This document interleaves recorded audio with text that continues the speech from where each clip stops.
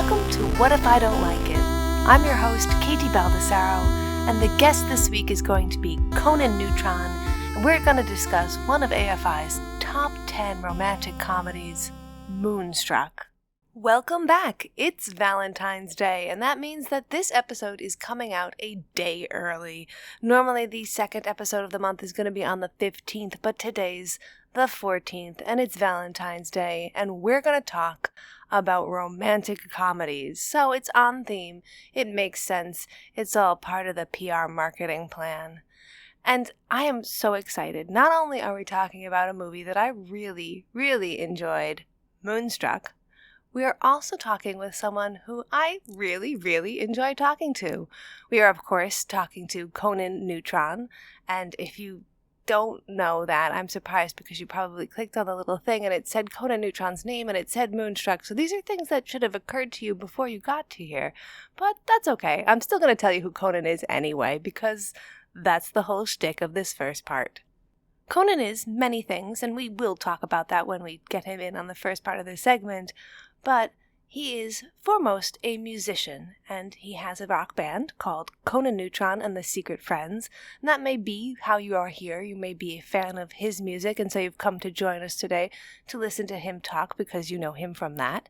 You might also be here because you listen to him talk on the regular, as he is the host of a show called Protonic Reversal, where he sits down with other musicians and they just kind of talk open-ended about different subjects. It's a really wide array of different musicians, different guests on that's so fascinating. Really great show. Can't stress enough that you should go check that out. Of course, that's going to be in the notes with all of the stuff that I'm referencing right now, including his Patreon.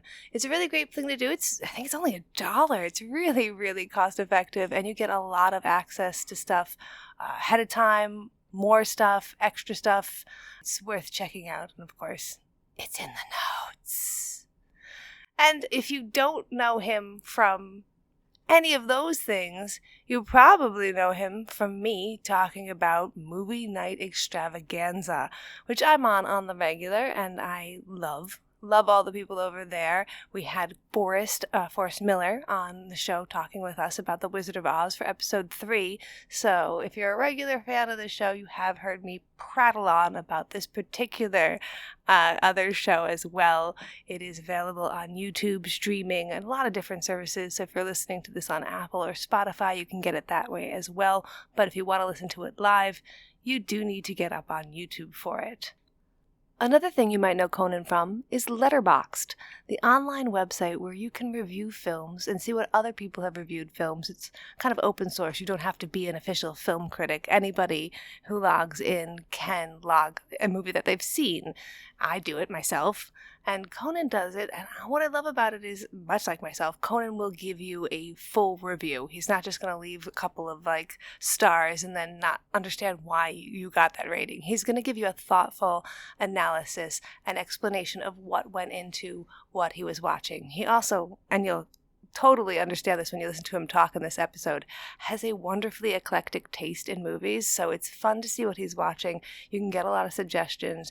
You will get a lot more out of it than, say, just going down and seeing what everyone else is watching, because it's not going to be the same. It's not going to be the top 10 from Netflix that week, which is pretty awesome.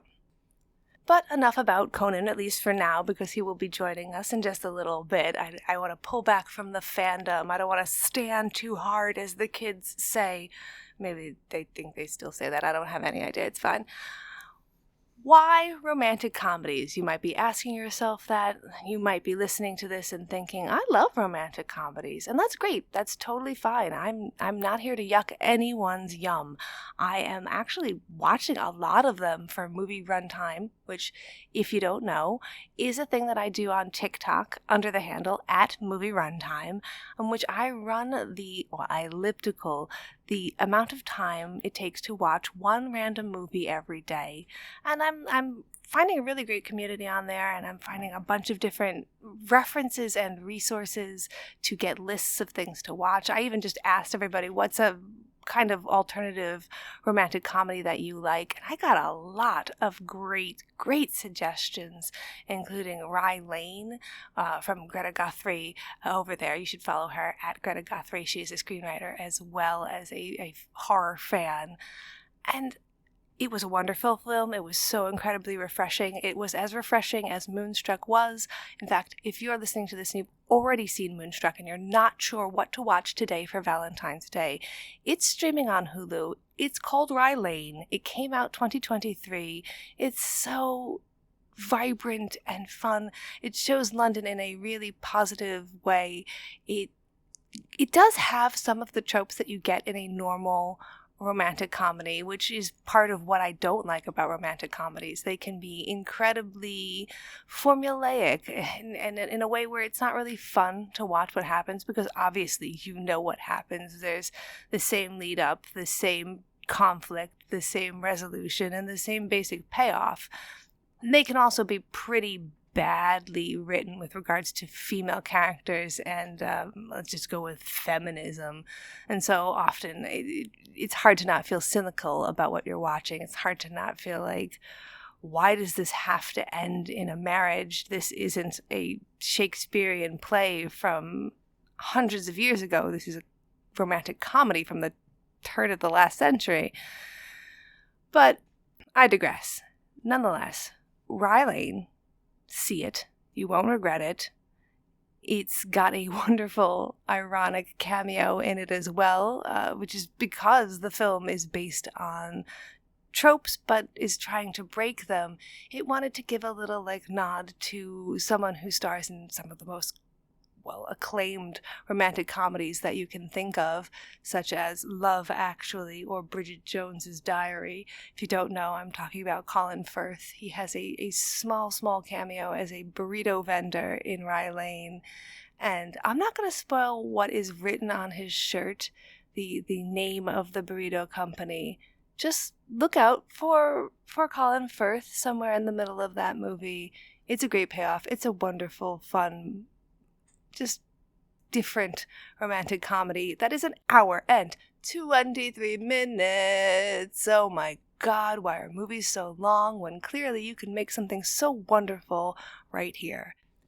It's also got something that I absolutely adore, which is it is a directorial debut by Rain Allen Miller, who had only been doing short films until now, but this is her first feature film.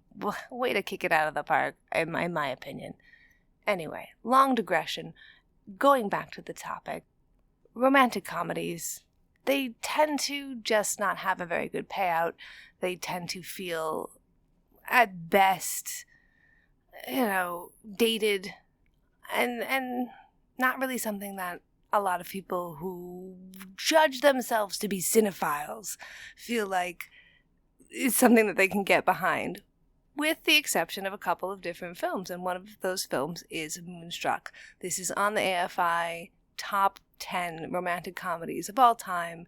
It's not a particular hard one to find fans of. However, it is somewhat harder to remember to watch. I mean, I had missed it. Conan had missed it. I think a lot of people out there think they know what it is, but as you can see when we talk about it, it is much weirder than most romantic comedies, and it has a wonderful space in my heart for that. So I'm not going to go any more into that, just going to leave it right there and finish this up by letting you know about something new that is going on with me.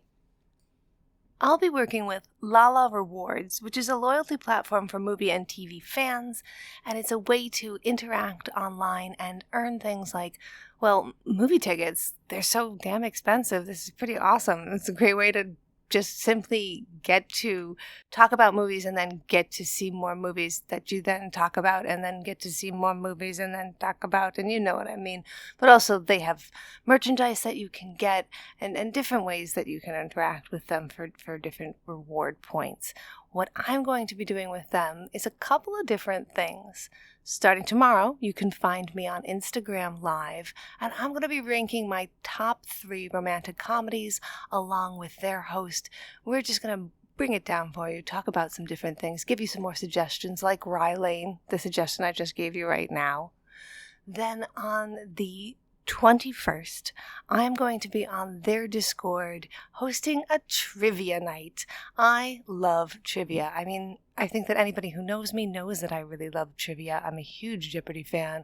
I love game shows. And we're going to be doing a romantic comedy-based trivia night. And I love any kind of movie trivia night. And I think if you're listening to this show, you probably are a fan of movies, and you can put that to your success and win some fun different stuff. There will be specific awards or gifts that you can win. Prizes is the word that I'm looking for. Oh geez, there are different prizes that you can win for participating in that event. Come join me. You'll see that in the notes, of course, as always.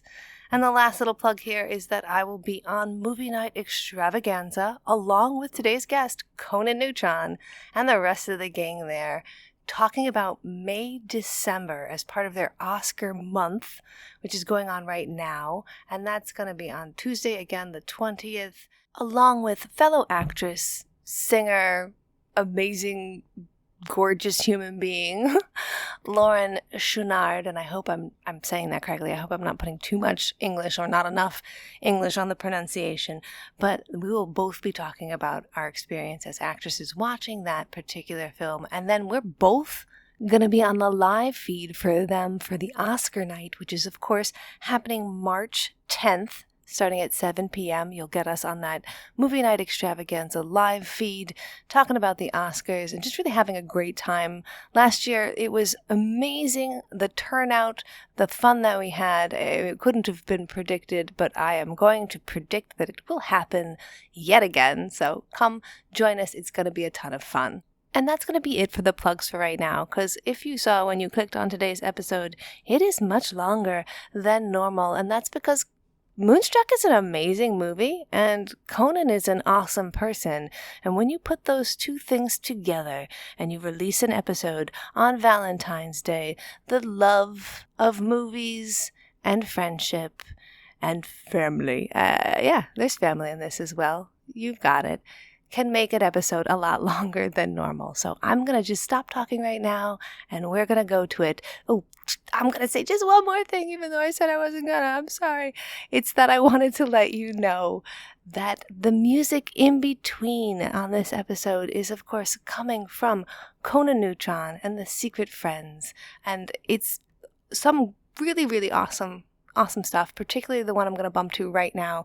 It's my favorite one. They changed the intro for Movie Night Extravaganza for different themes that they have, and this one's from their Automatica one, which is about robots and, you know, what is to be human. I love this one, so enjoy as I tip off to that.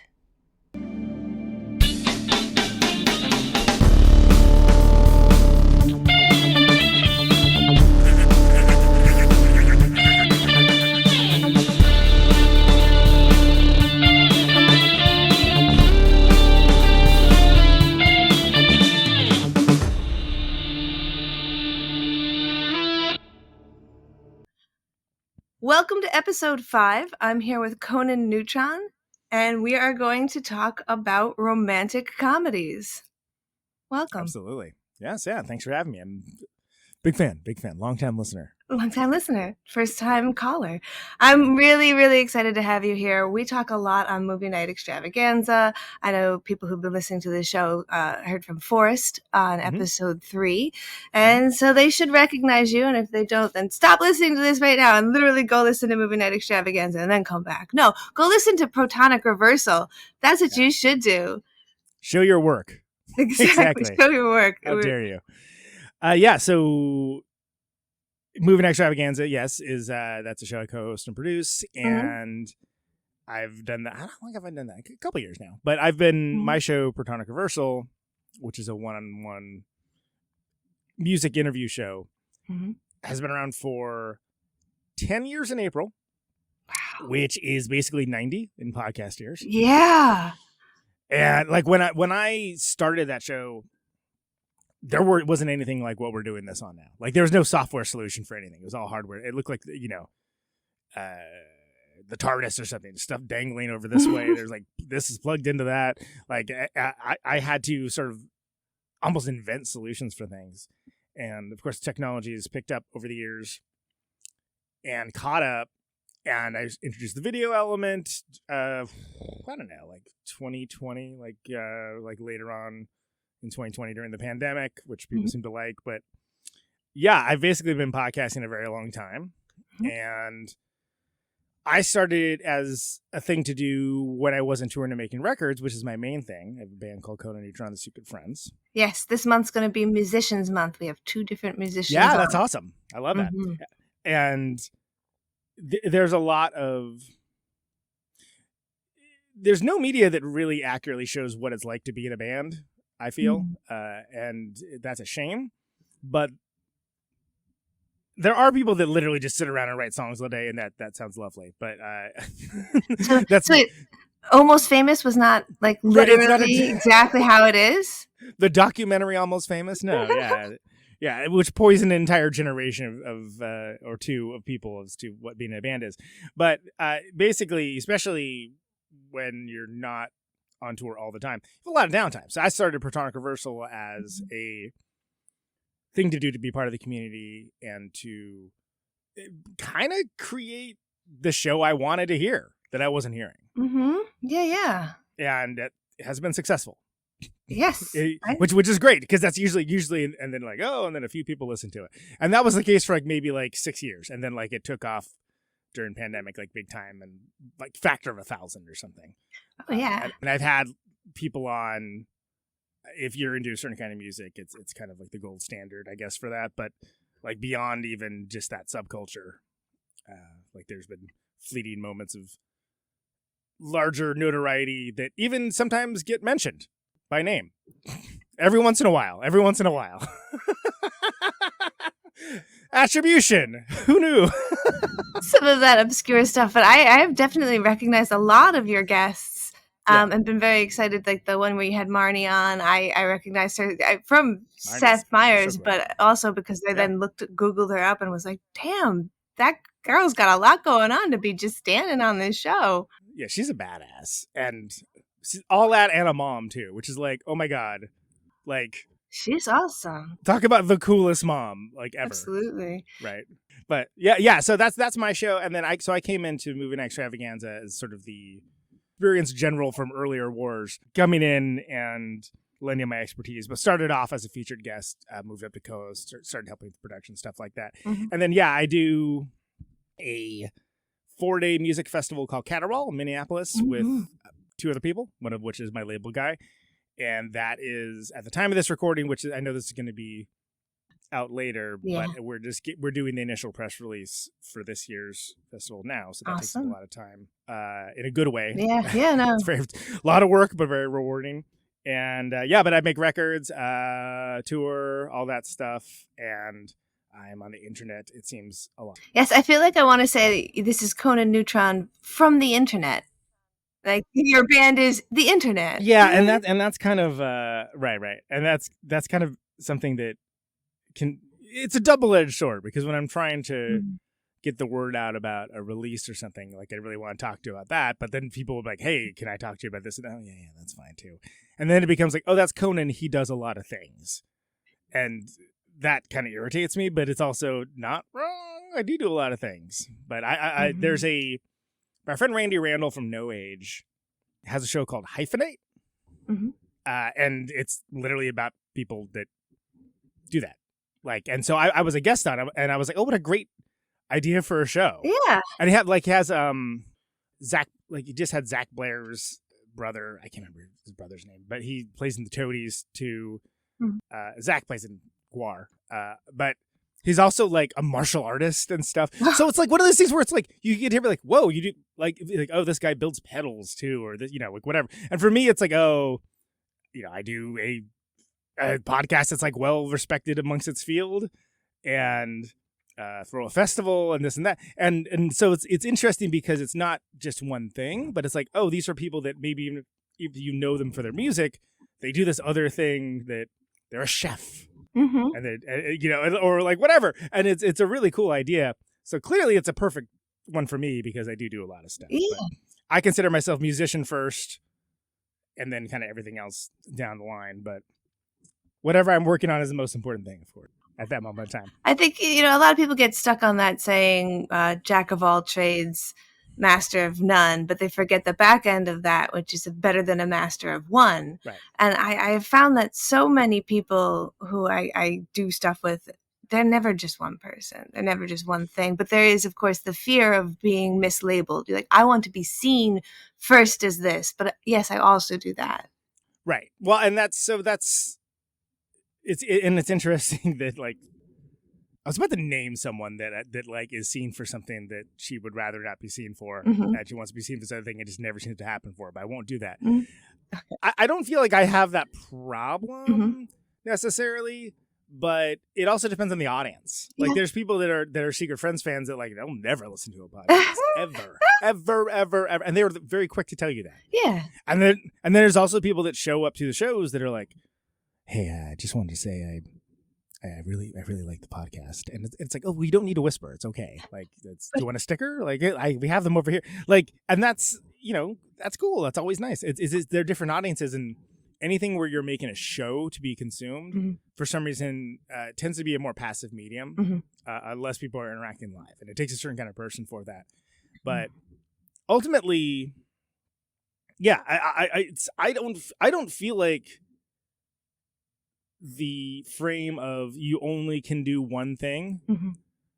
and you have to only do that one thing. I just don't agree with that at all. No, absolutely not. I mean, look at yourself. You're like, you do like a tons of stuff. Like, you act. You're doing this show. You got the freaking the what do you call it? The stuff where you hang aerial silks. Yeah, I do aerial circus. Yeah, like, everyone is like a complicated quilt of activities and interests and things like that. And for me, it's like, oh, all these things bring in some degree of money and or make them, well, not Movie Night Extravaganza, and make them sustainable. Great. Yeah, I still have to, like, do other stuff to support that. Mm-hmm. Like, but it's not, like, it's not just pissing in the wind. No, it feels like planting seeds, You don't know if it's going to grow. Maybe it'll be great. And, like, if you check on it too much, if you keep unearthing it, it's not going to work out. So you just kind of, you plant it, you let it be its thing. Like, the records all pay for themselves, and then some. They bring money in. Mm-hmm. Like, when we tour, it isn't like, okay, how much money are we spending to do this? It's like, okay, how much money are we coming in to meet costs and making sure that we can afford to do this, which unfortunately means we have to make some tough decisions sometimes about where we can and can't go. But, like, it's like with anything, it really is just how important it is to you, because you make choices in life, right? So it's like, well, what are you doing with your time? Hey, maybe if you're someone that doesn't have anything going on, you're staring at the wall all day long. Okay, I want something to do. Great, well, that's an answer. But you're also filling a niche, and I feel like that's all of the things that I'm involved with. I feel it is fulfilling a niche. Yes, absolutely. And in a way, almost all of the artists I speak to, when I ask them about, like, so are you producing this art for consumption? And they're like, well, yeah, I need to stay alive. But honest to God, like, if I couldn't sell this art, I would still wind up making it for some fucking reason. You know what I mean? Right. Like, it's deeply compelling. The other musician I have on this month is also a writer. He's published a bunch of books. Awesome. So yes, great themes here happening. I was going to say, it is funny when you get booked for all of the things that you do at once, because every once in a while they were like, Katie, we need you on stilts, but you're also going to act through this. And can you help us write a few scenes? And I'm like, no, okay, sure. Does it pay well? I'm there. No, I just want a job like that pay. Yeah, exactly. No, exactly. That's the problem with being a Swiss Army knife, right? Is that people want to use all the attachments, and it's like, well, okay. Sometimes, and that's why the union has that clause where if you get booked on one day for more than one reason, you still have to be paid individually. Right. You get paid as the stunt performer, paid as the writer, paid as the actor, like, because shit like that would happen all the time. Yeah, and it is. There's a whole separate podcast we could do about how there's just none of that for music. Like, oh yeah. Like, now it's just expected that when you're recording, like you're on your own, you fend for yourself. Band will pay for the, for the recording, for the mixing, for the mastering. It's like, well, what exactly is the record label doing? I'm not like bitching about my record label. I'm just saying that's not even necessarily true for us, but it's like, it is crazy how much is just assumed that the risk that the artist will take on. And it's just because there's no organization of any kind. No, and I think so many people don't have any idea how a record gets made. It's like, you go in a space and people put microphones at you, and then there's a launch party and people like it or they don't, right? Yeah, right. And it's if you listen to or watch any media, it's everyone waiting around for divine inspiration. I'm like, it's not like that at all. It's work. It's actual work, but nobody ever wants to depict that or show that. I'm like, no. And a lot of times you're freaking digging for gold and you don't come up with any. And oh well, I guess nothing happened that day. And I do not understand why in the arts, like, it's never shown. Like, for some reason, comedy even, it'll be depicted of like, oh no, they're doing the work, they're doing these open mics, this and that. But like, not with music. Nope. It has to be like, oh, it's coming like, I don't even know where it's coming from. I know where it's coming from. Me. It's coming from me and the hours and hours of work I put into this. Oh yeah, you didn't just like in the recording studio, somebody's like swiveled in a chair and you were like, make that noise again. Yeah. Oh my God. Like every music biopic like just infuriates me because there's always like one of those, like, what was it? The Queen one, right? Where it's like, come on, man. It's not like, and it can be entertaining as like a lark, but the fact that is literally the only way that creativity is depicted in music blows my mind still after all these years. How? It's I guess maybe it's a little bit like hacking, where they're like, look, we can't depict actual hacking in movies. People will be bored to shit. And then like access granted appears on the screen. It's like, no, that never happens. That is not what that looks like. It's not like it is in Hackers. Right. Yeah. We float through it. The documentary Hackers. Mm-hmm. 8 Mile is actually one of the better depictions of songwriting that I've seen, because you hear like, there's like the music, he has like a fragment of a lyric and it doesn't, but you see it kind of come together and it's like not even the 20th thing that people think of when they think of that movie. But I was actually impressed. I'm like, yeah, that kind of is how songwriting is. Yeah. And which was amazing. It's just not what anyone thinks of with that movie. There's the Hulu, there's like 3 seasons of the Wu-Tang. Oh, I watched them, yes. Yeah, there's a good episode that shows creative process as well. Very, very, it's very clever. The filmmaking of it is very clever, and that's good too. But like, these are minor examples. Nobody wants it. No, like, and people are like, oh, nobody wants to see that. How do you know that? Have you tried? But anyway, whatever. This is quite the digression. I'm gonna pull it.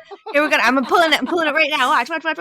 I was gonna say, this is really interesting because at the heart of the movie that we're going to talk about today, we have an actor or an actress who is trying to be seen as something that she's not typically, who is a multi-faceted person. We also have a director who had a bunch of hits and then had enough clout to start doing his own stuff and did not make movies that worked until this. Right. So this is some of the themes we're talking about here. I'm, of course, if you haven't looked at the thing you clicked on and you're listening to this anyway, we're talking about Moonstruck.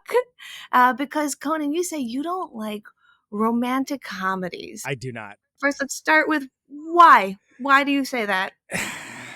What are some things about them that you don't like? I know they can be formulaic. The formulaic aspect of it, it's lazy. It's a lazy genre. And I usually don't buy the romance. I usually don't find them funny. And so it's a failure on both levels. And I think I think they're, people look at them on a sliding scale almost. That's, unfortunately, I think that people do with a lot of horror movies too. Where like, okay, well, there's a cool kill in this. Cool. Is it a good movie? Oh, no, it's not a good movie at all, but there's some cool kills. Well, I don't care. I'm not going to watch it because it has cool kills. Or the last 10 minutes are crazy. Like, that doesn't... Right. I'm like, well, okay, then give me a short film of the last 10 minutes and I'll watch that. But I think with there's something about, first of all, I think most romantic comedies are kind of made for people that are not necessarily sharing my interests. I think they're made for people with more normal, quote unquote, normal lives. If they have creative pursuits that are only hobbies, which is fine. But the focus that they have, I'm just like, really? Like, this is what you're worried about? You're worried about this? like, oh my God. You're not worried about like making your rent or or I don't, the stakes that are built are just so laughably like, okay, these Hallmark movies, right? Ooh, the worst of them. Where it's just like, oh, well, this is lovely young woman who like runs an Airbnb in the Northeast. I'm like, what's why is she sad? This seems like a great life. You don't think, oh, well, she's lonely. Okay, well, she's beautiful and she like has a place that is awesome. That what's the problem here? Like, what's like, why are you like? And I get to a certain degree, loneliness is universal, right? But this is a problem I have with a lot of Sofia Coppola movies. They're always about the same thing, which is just like, oh, it sucks to be like isolated and lonely. Yeah, sure. Have you tried doing it while poor? Because that sucks even more. Yes, and they always invent a kind of flaw for the female or male. The protagonist is usually almost female in a romantic comedy because Almost they're writing universal, these for women, which does hark to a like, do you think we're stupid? Why are you writing down to us feeling? It seems so insulting. Yeah.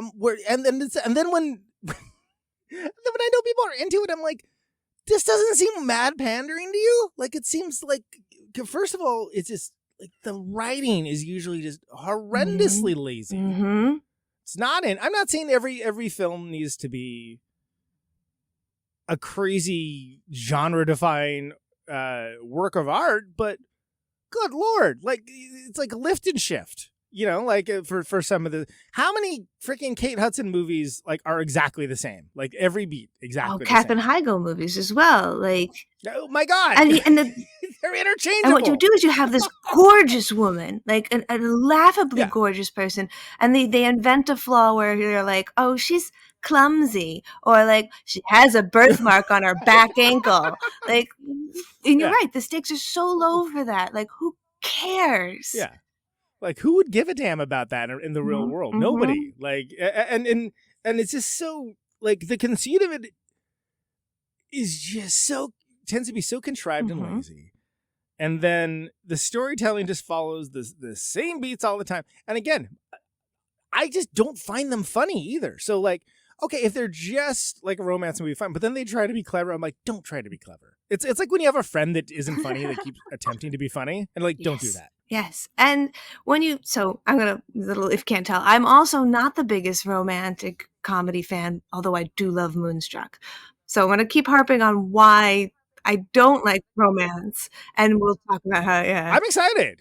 Because again, I'm not trying to be a hater. Oh no, we're just being honest about our opinions right now, and that this is a safe space to say what you honestly feel, because this is an opinion show.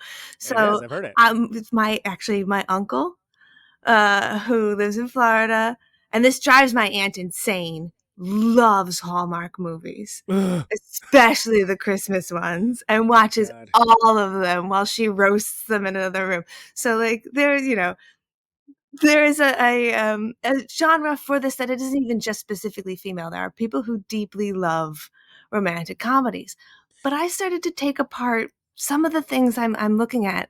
And when you look at what people say are the best romantic comedies, the AFI stops in the 80s. And a lot of people don't say that any romantic comedies for the last 30 years have even been worthy of going on a best of list, with the exception of a couple. Yeah. And then I realized 500 Days of Summer came out in like 2007 or in the early. And invented that manic pixie depiction of women that wound up being in so many and that, I swear to God, I'll punch through the screen if that's the character that we've got in our romantic comedy. And I think that might be, like, they made such offensive versions of women in these. That might be the reason why we don't I'm only 38. There haven't really been any good ones in my lifetime. No, I think you're onto something with that because again, so I'm gonna pivot real quick and talk about one that I love, which is the Linklater. I've only seen the first two of the three, but the Before series, before sunset, before sunrise, which are incredible, and they're very wryly funny. But what I like about them is they seem like people that could exist, that are fully formed, that aren't just like a set of plot contrivances in human form and a great outfit. And when you see like their relationship develop and go through like these twists and turns, like you believe it seems real. Like it's astounding. And I am such a big Richard Linklater fan anyway. And I stayed away from those films. I'm like, I bet I know what that is. And I was like, you know what? Why am I assuming that I know what this is when everything else this guy's done is like pretty inventive and cool? And I was like, fine, I'll roll the bones on it. I was like, oh my God, it was astounding. It was great. And like, if there was, and there are other examples as well. Wong Kar-wai does a thing. I wouldn't exactly call what he does is funny moments, not romantic comedy, but like he has a way of portraying romance that it's like dude's got the one speed, but it's a good speed. Like there are good examples of it. It's just that there are so many of them where it's just like you have seen this before. It's almost just like here's the beat board for your script. It's like, okay, well, here's the scene where she has this otherwise perfect person, like they have this flaw, which is why they can't have somebody in their life and find love. Okay, and then they're gonna find it. Okay, and then this happens here, and then oh no, disaster strikes, and then and it's like all interchangeable, and nobody seems to complain about it. No, where it's like you deserve better than this. You can have better. I will say, Palm Springs. Which ultimately, at the heart of it, I guess is a romantic comedy, but it's also about time loops. Yeah. So that's why I got it, because I was like, oh, cool. And I was like, oh, funny time loop movie in an area of the world that I don't see depicted in movies that much. Great. I'm super into it. It's funny because Groundhog's Day is also considered a romantic comedy with time loop in it. I feel like movies that start to do that start to get like with a horror movie, when it gets good, it gets called a thriller or a dramatical, psychological. So when a romantic comedy starts to get good, they're like, get it out of that subcategory. We don't want to call it that. It's not YA lit. We need to sell this. Yeah. No, I think you're right because it's going to be considered like, oh, I know what that is. And a lot of the dialogue in romantic comedies is so esprit d'escalier, like or so canned. It's like no one would ever know to say that at this point in time. I mean, it's so beautiful. I'm just a man standing in front of a woman, or all of these professions that don't work. But in Moonstruck, which is a film that is taught specifically for its script, it's very well written. Love it. And it's a very believable way that people are talking. And it's such a messy love. My favorite part about it is it's not just a love story about the two main characters. You get to witness love all throughout the movie and all the people who are in it. And it's different kinds of love and different ages of love. Right. It's really awesome. You're saying it's a fully realized world? Wow. Yeah. My only complaint... And it's my complaint of when I'm looking through all of these lists of romantic comedies, only 2 of them contained people of color: Crazy Rich Asians and When Stella Got Her Groove Back. And I'm like, oh shit, that's not great. Well, I mean, is the romantic comedy genre a stuff white people like situation? Maybe. I don't know. Maybe. And this is one of those ones where it's like, well, it's incredibly ethnically specific to Italians. Right. Which may also be why I'm so like, these are people I know. Like New York Italians. You're speaking to a New York Italian. Sure. But it's also strangely universal. Cool. Well, I mean, I think that any good film will transcend in some level or variety and be relatable in that way. So it is interesting. I feel like there's a few was it Rye Lane that came out? I didn't see it, but I didn't there's see been it. a few like recent ones that have like kind of centered non-white people that. The Big Sick has Kumail Nanjiani in I it. keep forgetting to watch that because I like him and her both. Yeah, and it's and I keep forgetting it exists. It's probably, I think it's Oscar nominated. It got a lot of attention, and I'm so sorry to say this to you. I watched it. Yeah. Forgot that I watched it. Ooh, bad. A year later, watched it again. 20 minutes in, realized I had watched it. Yeah, that's not great. So, I mean, and then when I realized I'd watched it, I remember I went, oh yeah, this one. This is okay. Yeah, So that's not enough for me. No. So that's, I mean, whereas when I finished Moonstruck, I was like, you stupid idiot. You didn't watch this for 30 years. How did you not watch this? Had Cher in it and you don't think you like Cher? Yeah. Yeah. Well, I mean, I saw her in Mask like about a billion years ago, and that she was fine. Yeah. She's in Silkwood as a character as well. She's in the Witches of Eastwick.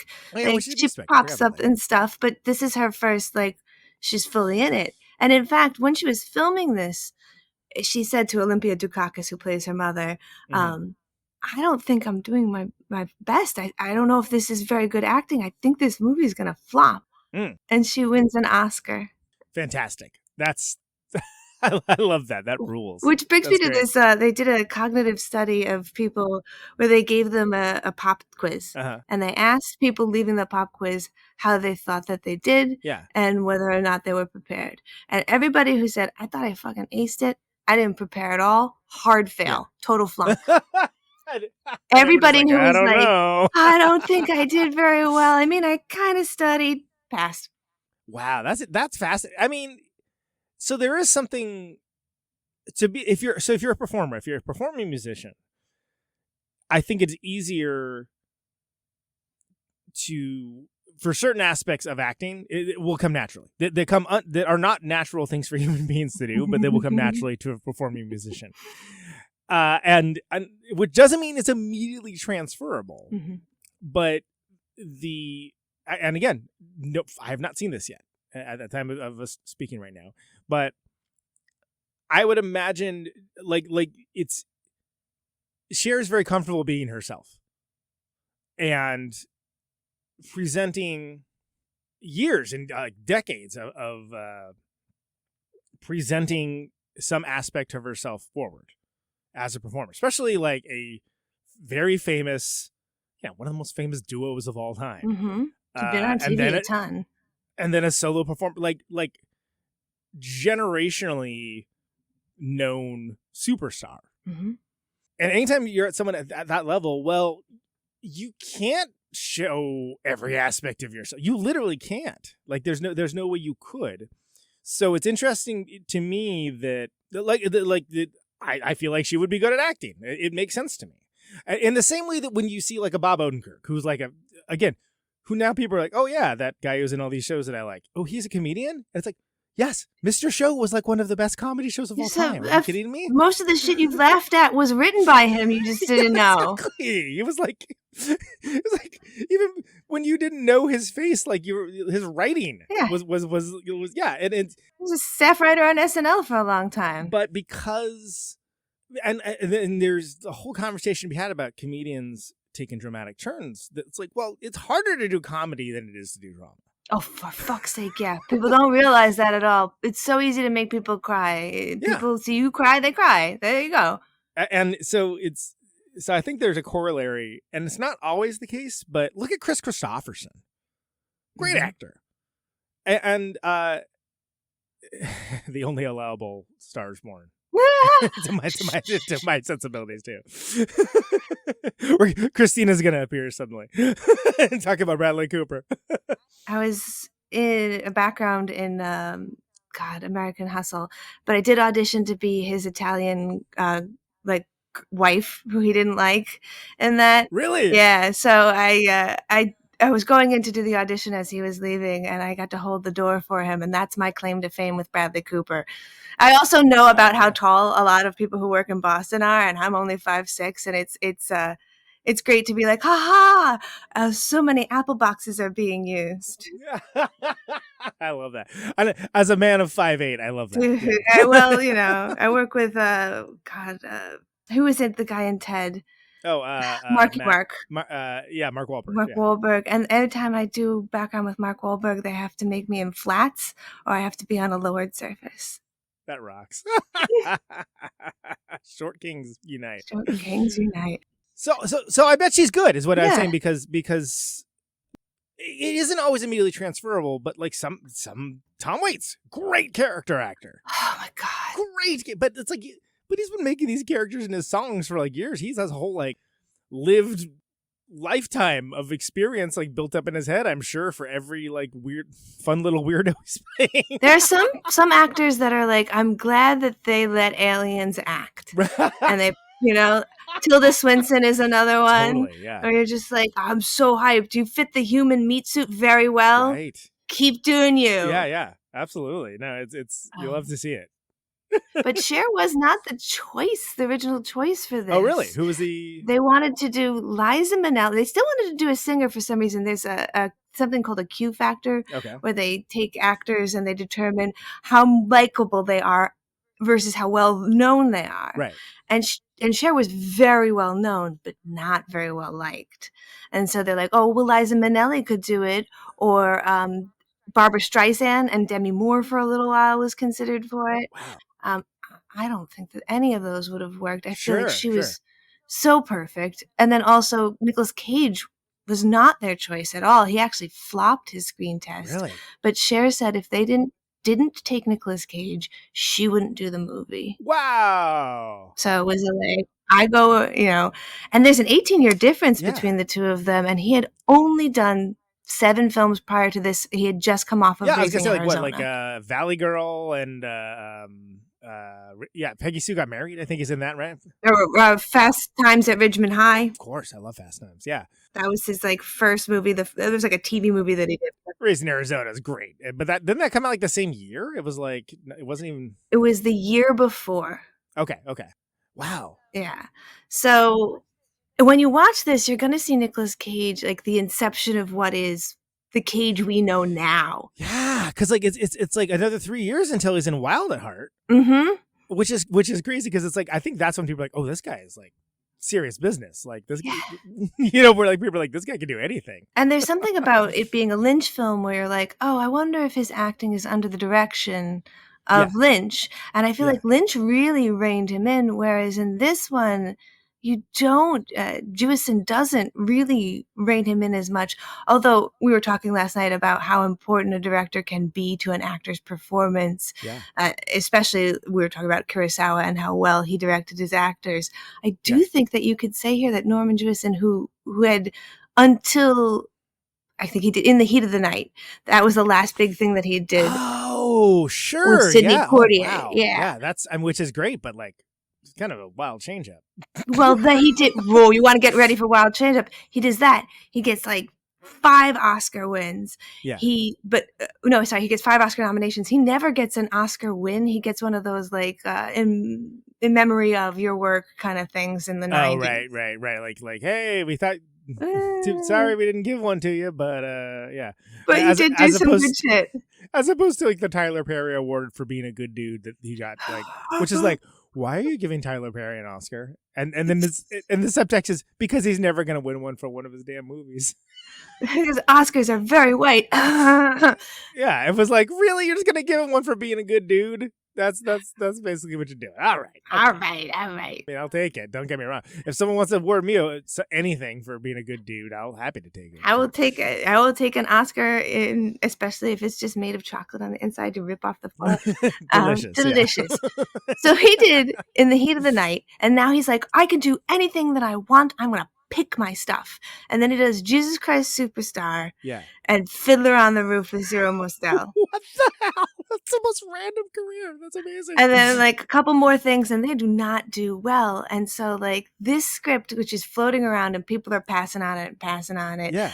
This is the same writer who did Congo And Wow. well, I know he did January Man, but that's like a How Did This Get Made one. That's really quite bad. I do not recommend. Thomas Crown Affair. And later on, Joe versus the volcano. Yes. Which is great. I mean, it's not great, but it's great. That, it's great for how bad it is. That he has this widespread of Congo. Wow, that's Mm-hmm. that is certainly a movie.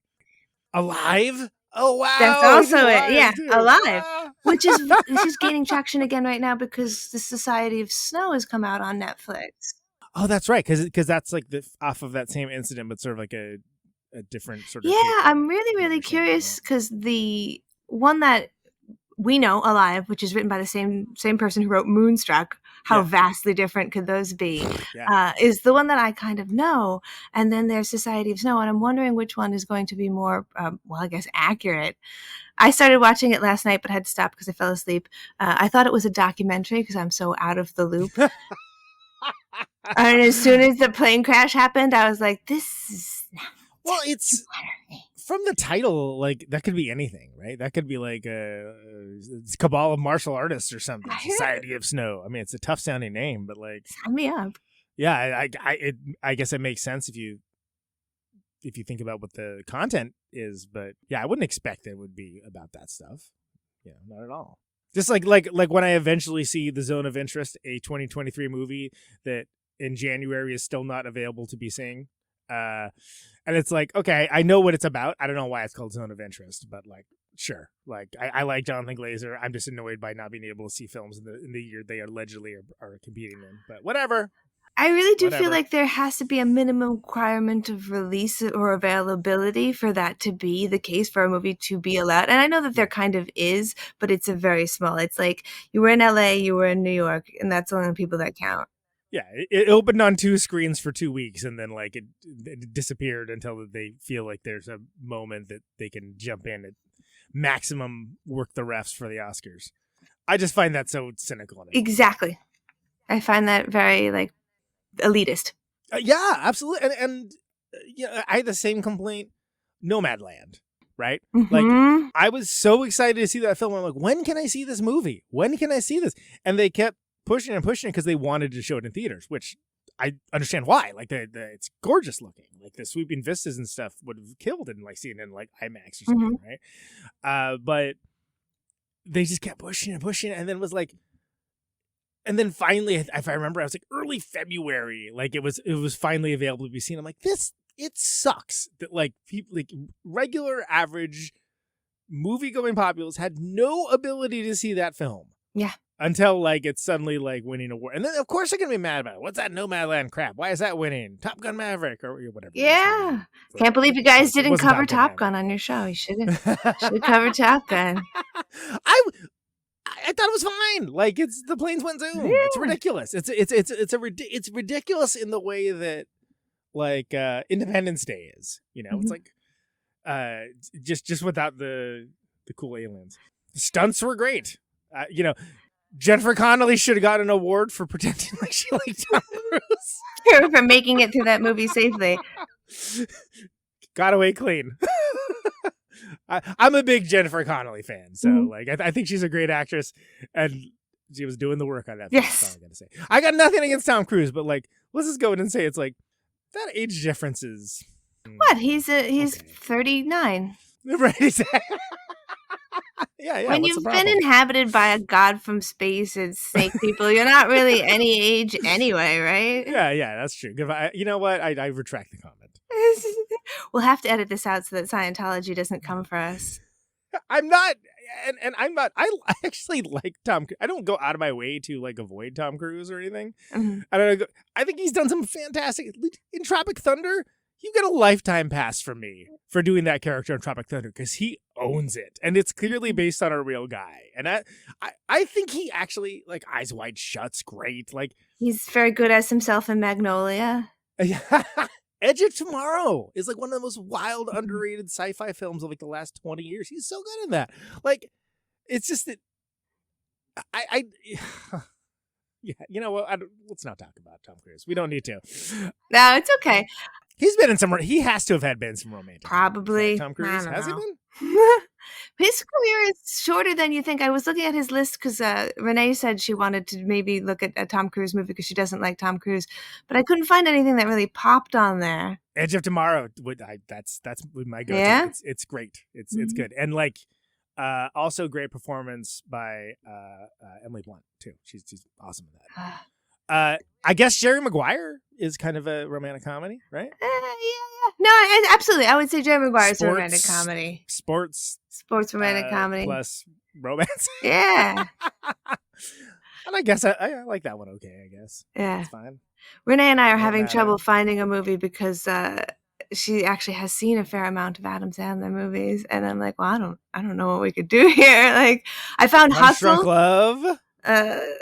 No. Uncut Gems? She does not want to watch Uncut Gems. She says I will. She's avoiding it like the plague. Why? Sandler at his Sandler-ist. They just announced he's going to do one of those lonely astronaut movies today. Yeah, I read the synopsis of it. And I was like, this sounds pretty good. I know. I'm.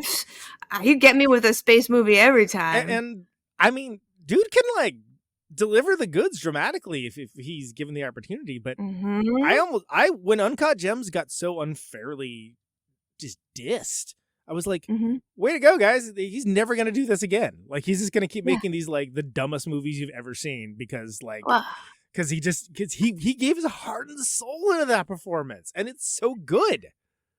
Well, people pan the majestic, and Jim Carrey was like, "No, I'm not doing this anymore. I am a dramatic fucking actor. Yeah. I'm really good at acting." Yeah. So I fingers crossed he stays with it. Even in Funny People, he does a lot of really intense, dramatic kind of conversations that are very believable, and that's what makes me more angry when he does a Grown Ups. Is that right when he's doing these like just brain damage comedies where it's like, oh my god, dude, really? Okay. Where all the extras got abused. Yeah, peak 13-year-old boy cinema. Who's a Hoobie Halloween? What was the came out a couple years ago? I was like, this. No. I was like, I'm not gonna watch that. There's no way. You can't pay me to watch that. Thank you. No. We'll both watch Titanic before we watch that. We'll totally watch Titanic before that. Absolutely. It's interesting. I can't think of any actor or actress that I dislike that much that I will not watch a thing they're in. Like, I'm pretty particular. Yeah. But I can't think. I mean, I'm not going to dig into the Woody Allen movies I haven't seen. Maybe. Yeah. That's the problem with a lot of these romantic comedies is like Woody Allen movies they're fairly dated. And it's terrible because romantic comedies want to use topical humor.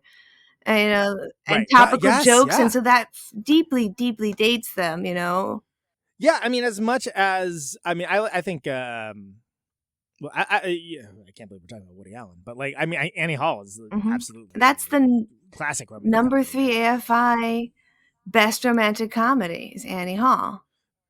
But it's so of its time. It's so of its time. Like it's practically like a time capsule. Especially because the way they dressed her, they went for high fashion. It really encapsulates that moment in time. And I think a lot of romantic comedies want to put the lead actress in the height of the fashion of the time. And that seals it in a moment, which can kind of make it hard. Right.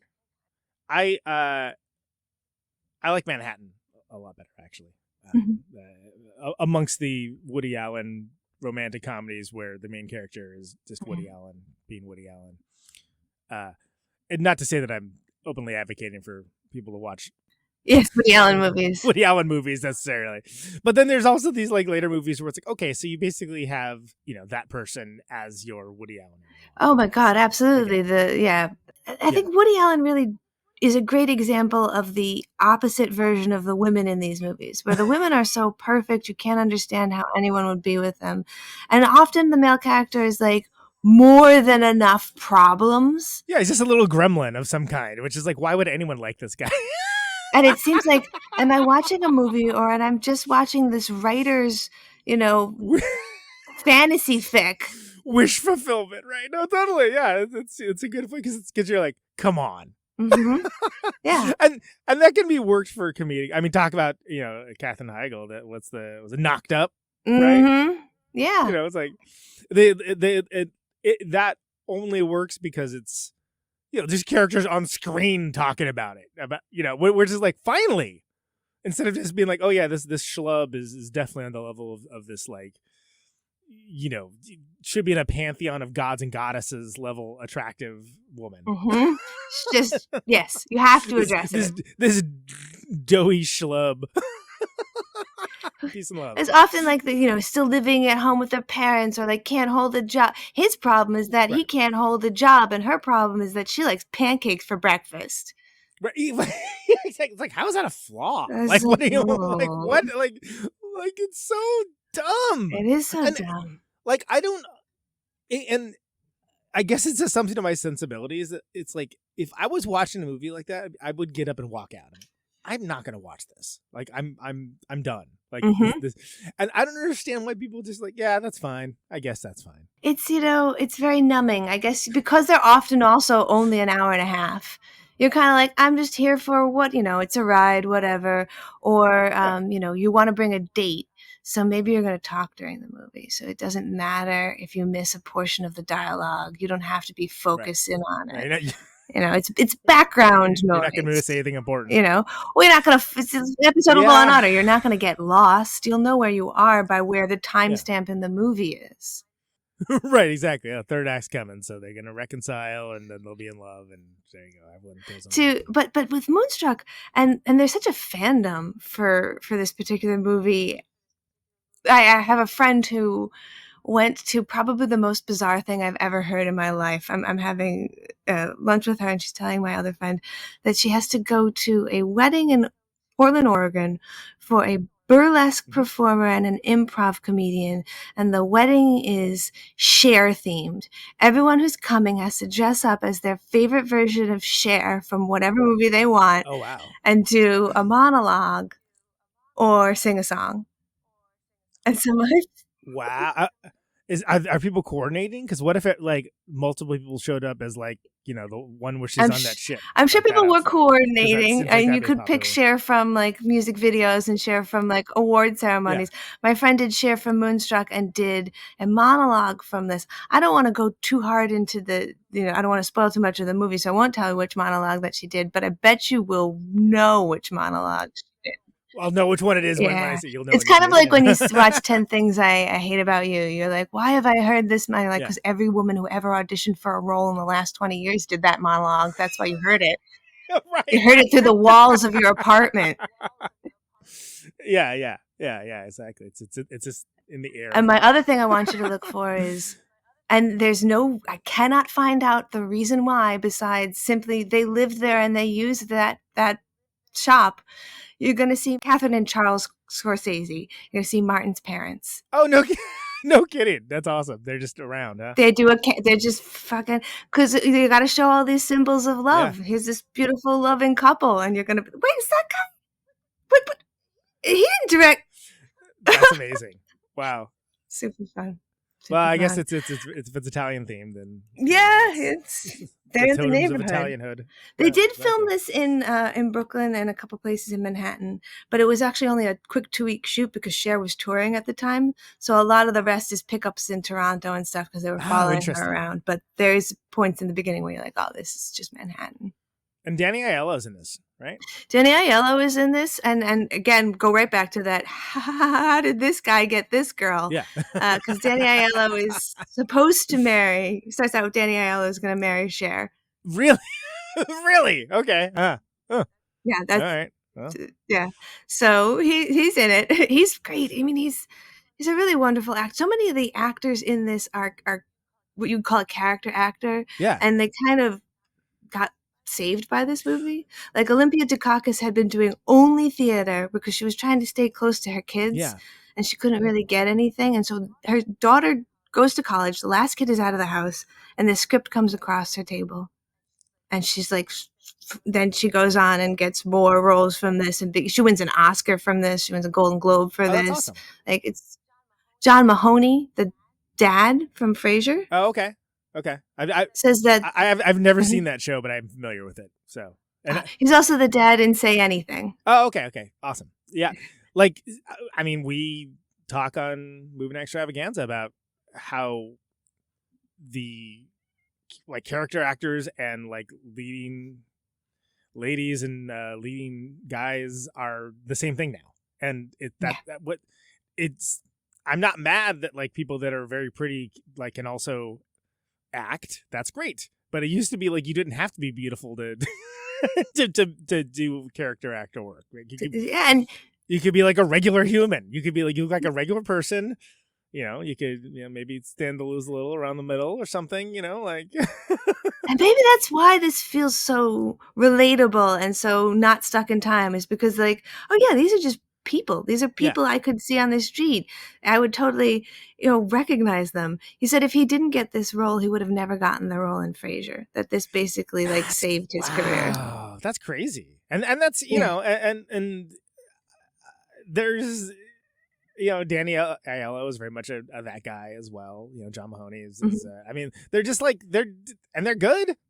And so why shouldn't they be in stuff, right? But everybody has to like look like an Adonis now, so, which is great. Like I always talk, my go-to is talking about like Gene Hackman was a sex symbol in the 70s. It's like he was oh my God, come on, like he was already balding.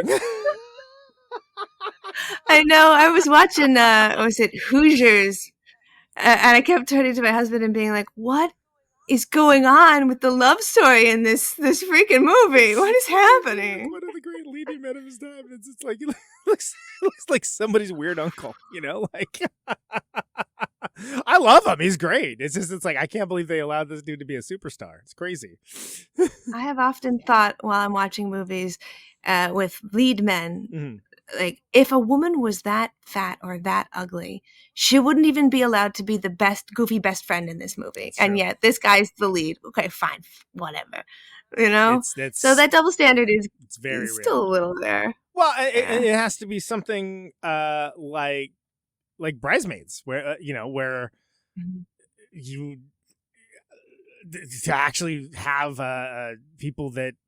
Yeah, Melissa McCarthy, right? Like, and she's in a bunch of mid stuff. Don't get me wrong, but it's like she's freaking hilarious, and it's like, well, you want people to laugh in your comedy, right? Then, like, okay, maybe have funny people in it, and they don't go to ridiculous lengths to kind of over explain like why certain people like look like normal people, but then by the same, it's like, okay, but Rose Byrne's in it too, it's like, okay.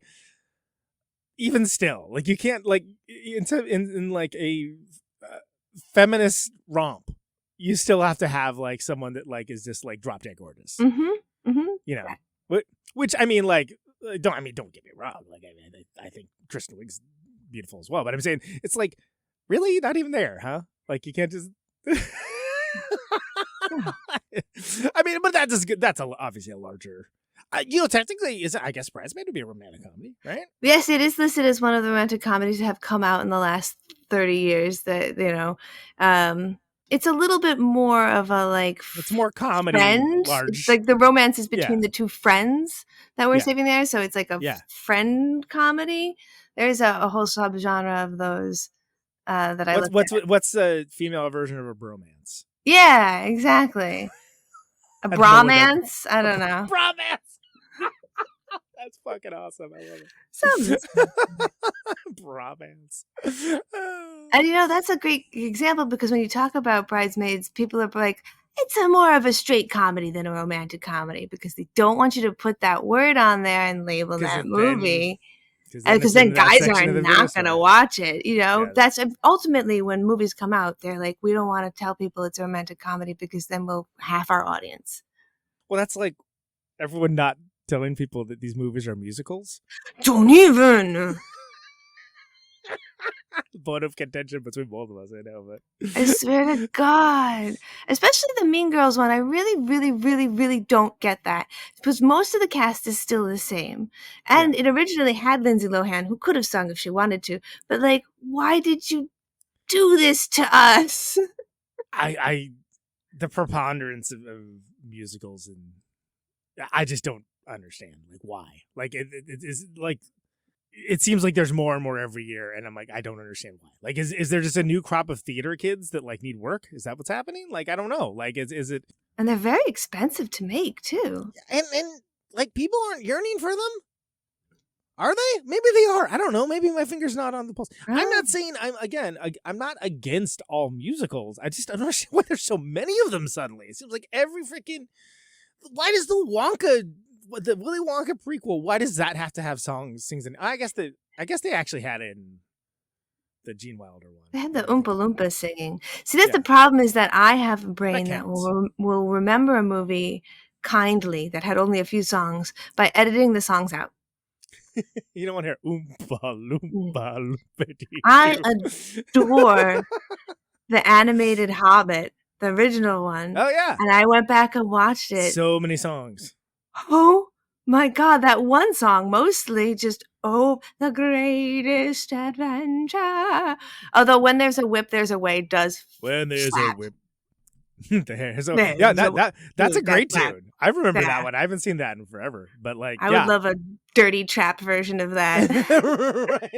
Right, exactly. But it is. Is it because it eats up time? Is that like yes, what I really? 100%. I mean, I don't know. I mean, it's. But don't hide licorice or don't hide caraway seeds in a cookie that looks like it's chocolate chips. Tell me that this is a musical if you have to pretend that it's not. If your audience is surprised by that, you've done a bad job. Right. It shouldn't. You shouldn't have to trick people into seeing a movie in general.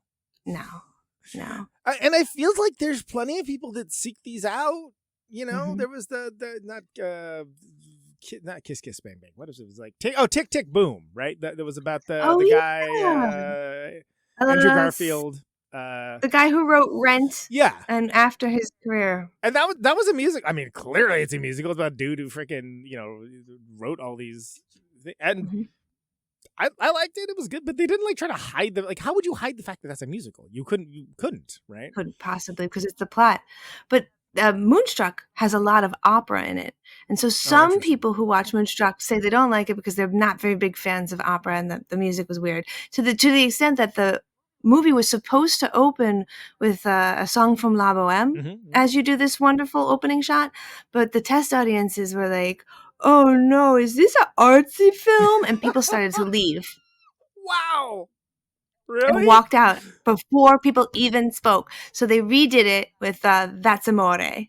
Oh my God. Wow, that's wild. I would never look, I'm don't get me wrong, I can be quick to judgment sometimes, but like couldn't imagine being like, oh, I'm out. They got opera singers, I'm out of here. If I start watching a movie and I start to feel like a full body cringe, I'll set a 25-minute timer. And if it recovers, I'll go all 25 minutes and it goes off and I'm like, no, it's fine. I'll keep watching. But if 25 minutes and I still feel like I want to crawl inside my body cavity like it's a tauntaun, then I have to stop watching this movie. I did my dime. Sorry. That's kind of, I love Uncut Gems, but that's kind of Uncut Gems in a nutshell because it's so. Maybe that's. It's so good, but like it is bottled anxiety like the entire time. And it's.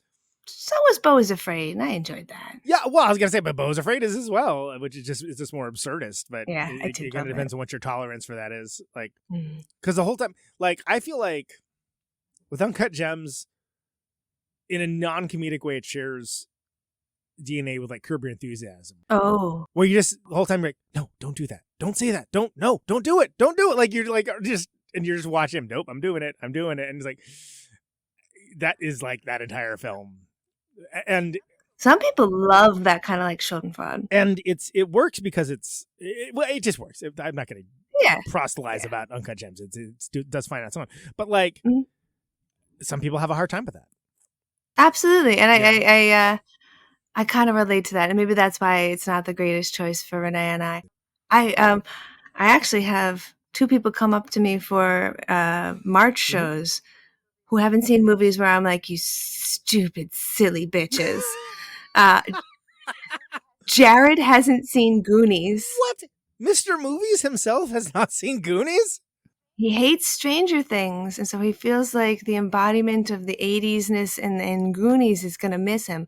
But he's such a fan of Spielberg and the 80s. I feel like he's going to I think he thinks it's going to be a completely different movie than it is. Oh, wow, that's what an interesting one to miss, because again, I think that's like aspects of it you're just going to know from like endless references and stuff like that. But like yeah, I mean, like Stranger Things is shamelessly rips off a few things, and that's one of them. But it's not like a one-for-one translation or anything, you know? No, and it's not. I think what he's responding to is that like serotonin grab for nostalgia that people are into right now, and he's like, it's just too much. I'm like, don't worry, it's outside of. I think it's going to be an easy win. I'm so glad he hasn't seen it, because I'm like, yes, we did that one. Yeah, we did that one last year.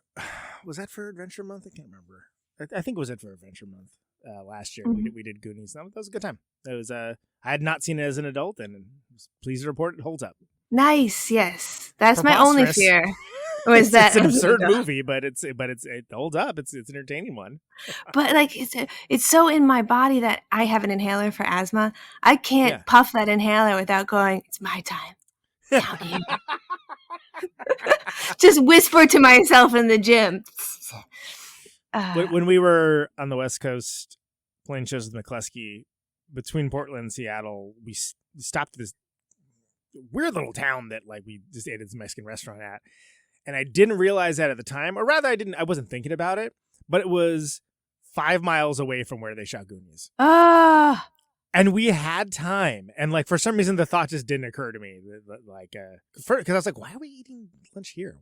But it was their tour driver wanted to. Anyway, whatever. But like it's like we could have gone to the freaking Goonies house, man. Like we could have like. You know that when they were done filming, they wanted to sell the pirate ship. They wanted to just give it to anybody because it was a fully made pirate ship, and they couldn't, so they had to scuttle it. That's crazy. That's insane. I mean, like, and that's like that is like a part of film history, you know. That's so. You can get pieces of the front porch as like a collector's item.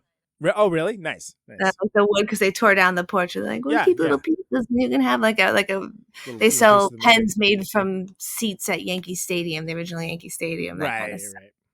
Hey. And then I also have somebody who hasn't seen Usual Suspects. Oh, cool. That's and doesn't know the ending. How? Wow. That's going to be a great experience, because he thought it was like a bro movie. Like Scarface or something, you know? Okay, sure.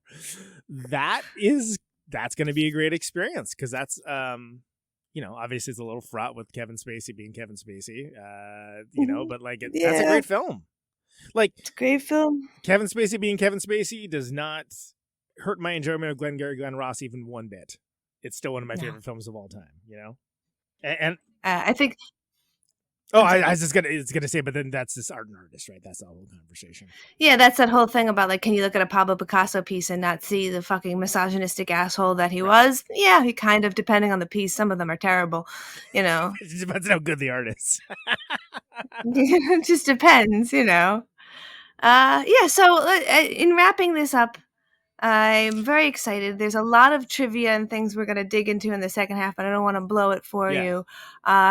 Is there anything you want to say? Any final thoughts? Any worries? Any fears? Not really. I mean, I'm kind of psyched to watch it now. I can't say I've ever given this movie that much thought. Of course I know what it is. I remember like the poster, you know, which is like Cher. It's got like the city in the background and stuff. And like, I've never thought about Moonstruck. Like, it's the best way to put it. I was always like, oh yeah, that's a movie that a lot of people seem to like. Yeah.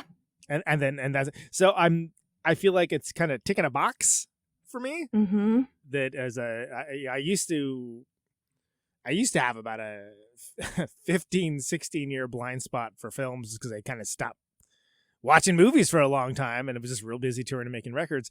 And I definitely filled in those blanks for the pandemic. Mm-hmm. I can't even explain me not seeing that with that, though, because this is from like 1987 or something, right? I just never saw it. I don't know why. So yeah, It's 1989, and it's on AFI lists. So by watching this, you can do that. Like I checked off an AFI film. I can fill in a blank on a couple lists as well. No, but it seems like this is the most I've ever thought about Moonstruck by like a pretty large margin. Mm-hmm. And I'm like, oh, this sounds like a movie I would like. Yeah. Yeah, it's so funny. When you brought this to me, I had not seen Moonstruck yet. Yeah. And so I popped it on, and I was just like, why did I never given this a second thought? I walked past the DVD or the VHS and Blockbuster a bunch of times and been like, yeah, that's a movie. There's definitely a movie that you can rent at this store. Mm-hmm. And that's the joy of getting deep into movies, is finding and being like, wow, we missed this one. Fuck yeah, we found one. That's why I'm such a huge fan of the Criterion Challenge. Mm-hmm. Because it definitely pushed me to watch stuff I'm like, I would never watch. Mm-hmm. And sometimes I don't love it. And sometimes it's like, oh my God, this is the best thing I've ever seen. And like, I never would have watched this in a million years because like it's got a dumb poster or a dumb name or something, you know? Yeah. I love that. That's great. I'm all about, you know, I like being curious about the world and not being like closed off. Mm-hmm. But I also value my time. Yes. Yes. so when I say like I'm not interested in thing X or thing Y, it's usually because there's some criteria that leads me to believe that, and I'm usually right. Like that freaking Adam Driver shooting the dinosaurs movie. I was like, this sounds like an amazing concept, and then like when I heard the early reviews of it, I'm like, oh no, mm-hmm. Oh no, and then I was like, you know what, I'm gonna give this a go, and I was like, oh no, it's so bad. And you know, how did you make dinosaurs boring? How did you do it? There's a certain point you reach in your life where you feel like you really know yourself, especially when you watch as many movies as we do. And certainly, like, you know, 10 out of 100 times you're proven wrong, and you're like, this is great. I'm so hyped to be wrong here. But there are other times when I'll watch a movie that everybody likes, and I'm told I should like, and I know I won't like, and I fucking hate it because it has something that I'm like, no matter what, if this is in a movie, it's my flavor. It's just, it tastes like ass, and I can't stand it. Right. Yeah, and you know, it's that's kind of knowing your taste too. But by the same token, something can totally surprise you. Oh my God. Where it just blows you away. Like, this is a great film. And like, I, you know, like for whatever reason, you took a chance on it, and you were pleasantly surprised instead of the other way around. Exactly. So it goes both ways. You gotta go through a lot of shit to find some good stuff, but then you find these great movies and you can, talk to your friends forever about them. Yeah. And it's interesting when I also feel like you're onto something too. And you mentioned with the styles with romantic comedies, I feel like they tend to be very tied to their time period. Mm-hmm. Which I don't know if that's the case with this or not, but like, it's going to be interesting to be like, oh, is this going to be a snapshot of this time period? Which like, older than me, you know, I was like real busy playing with my Transformers or whatever when this came out. Yeah. And like, of course you're going to have problems of like, well, was the phone mounted to the wall? Did they reference a computer? Nobody had a phone in their pocket. Yeah. But like, does a movie from the 80s not really feel like the 80s is another impressive thing.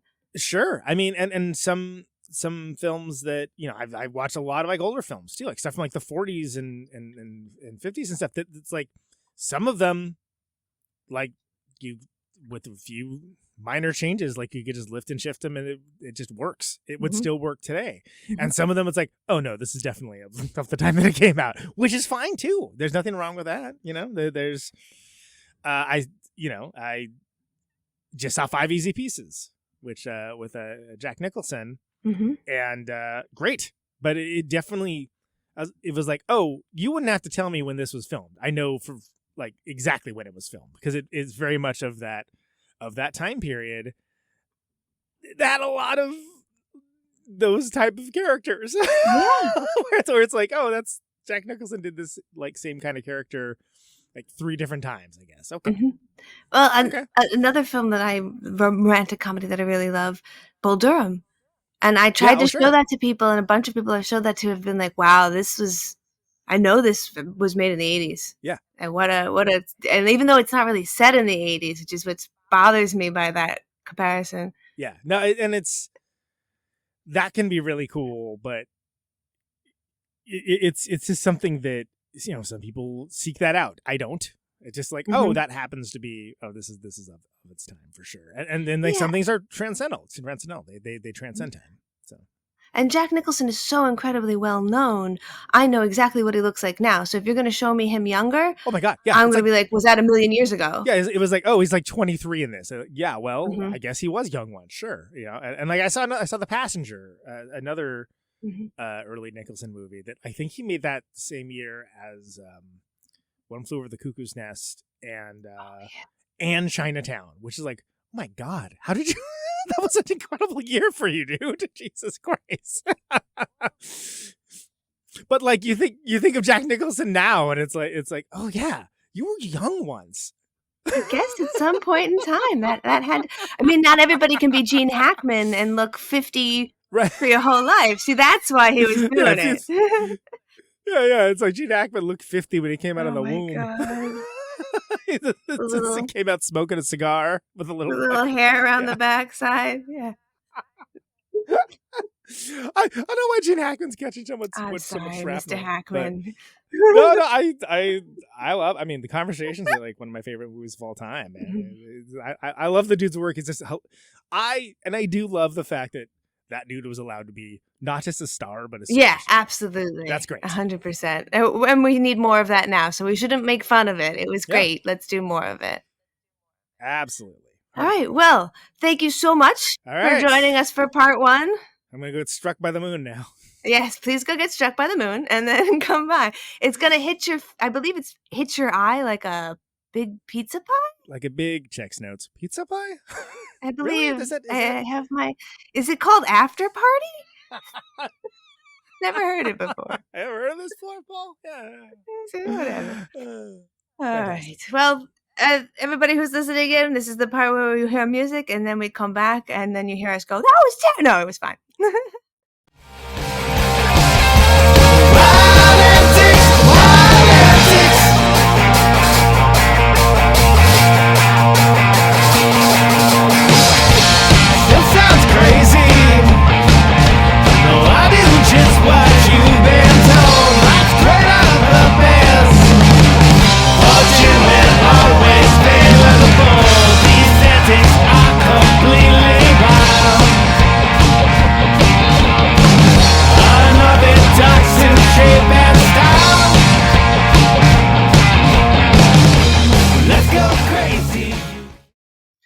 All right, we are back now the following day, having watched the movie with our responses. I've got an iced drink with me too, so that I'll keep my throat nice and smooth. Okay. Gotta keep it smooth. Got it smooth. Welcome back to the delicious dish. So, Billy, super sounds of the 70s. yes.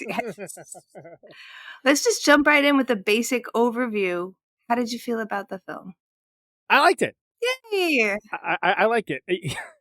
It was much weirder than I expected it to be. Like, there's a lot here in this film, and almost none of which I expected. It almost seems like the setting was modern at the time, but it's almost like you could play this out in the 1950s, especially because like she's so concerned with like getting married, and like it just seems like has such an old world sort of sensibility that way, where it's like, have you not heard of women's lib? But you know, that was interesting to me because it wasn't like immediately made clear that it was modern, other than like, you know, some things like obviously it's a modern airport, this and that. But there was so much weird kind of superstition. And just strange. What was up with the lady? Like, oh, I'm cursing that plane. My sister's on there and she sucks. It's like, what? I'm sorry. Say, like, first of all, I just met you. Secondly, what did you just say to me? You cursed the plane. Oh, what? Man. So let me. I guess because I grew up in a very Italian family, let me bring you in on some of the fun that is that. Like, so for example, every Christmas when I was a child, someone would have a blowout fight over absolutely nothing, and like say really aggressive things, but it was always out of love. Like one Christmas, my aunt had to leave because my father and her got into an argument over whether or not my cousin's new married name sounded Spanish or Portuguese. Okay. They got mad about it. And like the argument, Yeah. my aunt Portuguese, she's a Spanish teacher, she knows. My father Spanish because he knows too, and boom, people had to leave. But like that's the kind of like passionate thing. But when they will also curse each other. You know? Right. You're gonna say things like "Bafanguli scalca scala." I hope someone fucks you in the ass so hard you fall downstairs. Like it's a passionate kind of thing. So yeah, I guess that is kind of weird. But also for me, I was like, yeah, nah, I've seen that. Well, and so maybe that's one of the reasons. Yeah, why it seems foreign to me is that like I didn't grow up with any religion. I didn't grow up with any sort of cultural background or traditions like tied to that. Of course I'm aware of them, you know, especially with media. Mhm. I feel like Italian culture is like in the mainstream just because of, you know, media and stuff like that, and Mhm. definitely filmmakers like Martin Scorsese and whatnot, Mhm. that like people know basically what an Italian family kind of looks like, right?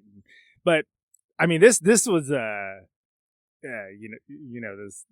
this was very, very Italian, Mhm. which I expected. I kind of expected that was maybe the case. I had heard that, but like it's not just like the woman who just is low key lamping at the airport, cursing the plane that her sister's on, which is just a strange, like unnecessary but funny. I mean, it's funny, but like she's so nonplussed by it. Yeah. It's really amazing. But she thinks that like the whole like the marriage was cursed because he got married at City Hall. And he didn't go down on one knee, and this and that. So because of that, the marriage was cursed, which is why he got killed. Died. Which is like totally like just. I mean, gallows humor funny. But just like what? It's almost a sense of like magical realism, Right? where you as the audience, like you don't fully believe, like nobody's cursed in this whole situation, but you kind of want to buy into it a little. But it's so naturalistic within the film that Yeah. it's like because within the logical framework of this Mhm. film. Well, of course that's what happened, Mhm. and of course that she would want to be very traditionalist, so that somebody doesn't die next time. Which is just like what? What is this? The 1600s? Like what are you talking about? But I mean, it's played for laughs. I mean, like when Danny Aiello and she like was about to get down on it. Like, first of all, it seems like he's just proposing. It's like an afterthought. He doesn't even have a ring. He uses one doesn't of his have a ring. pinky rings. Of course, and so Italian to have a man's pinky ring. And he's so like he's like distracted. It's like what what proposal is this? Are you fucking kidding me? And I think what it's interesting is she uses the word cursed, and I think what we would say nowadays is red flag. Yeah. Oh, sure. Yeah, Like, yeah. these are things that you noticed happen that you felt like maybe they weren't right. That those are called red flags. Yeah.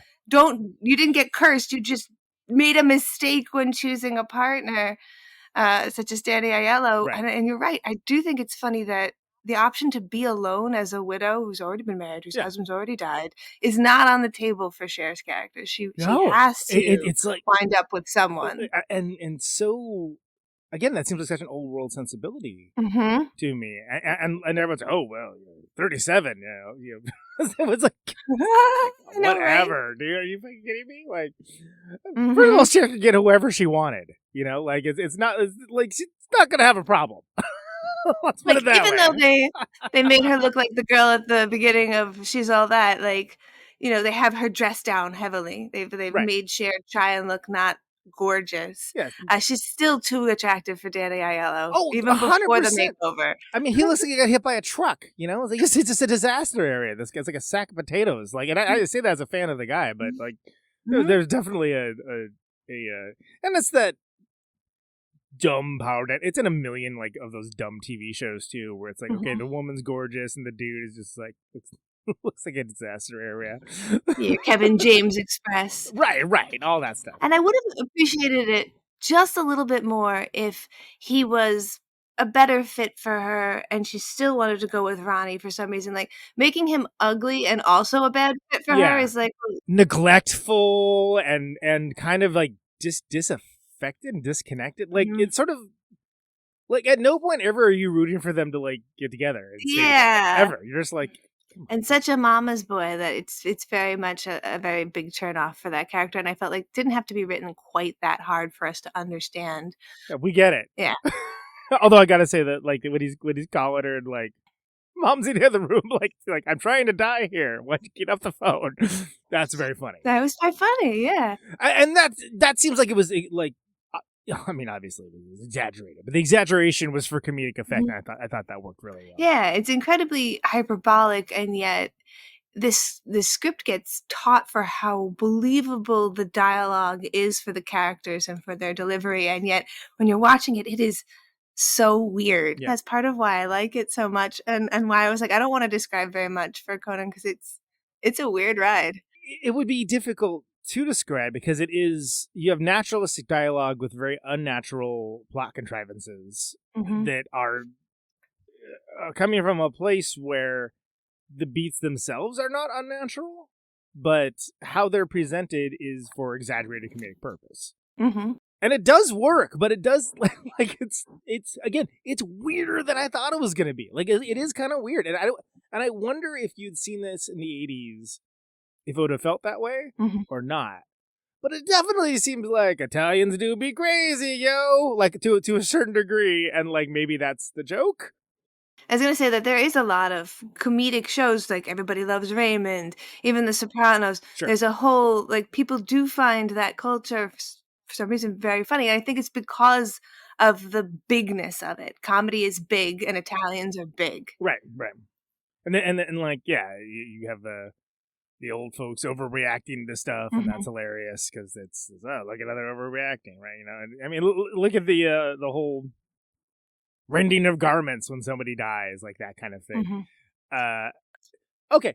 Well, you know, it is common in Italian culture to hire professional mourners for your funeral. Right, which is professional wailers. Not much would a job like that pay. And I think it is...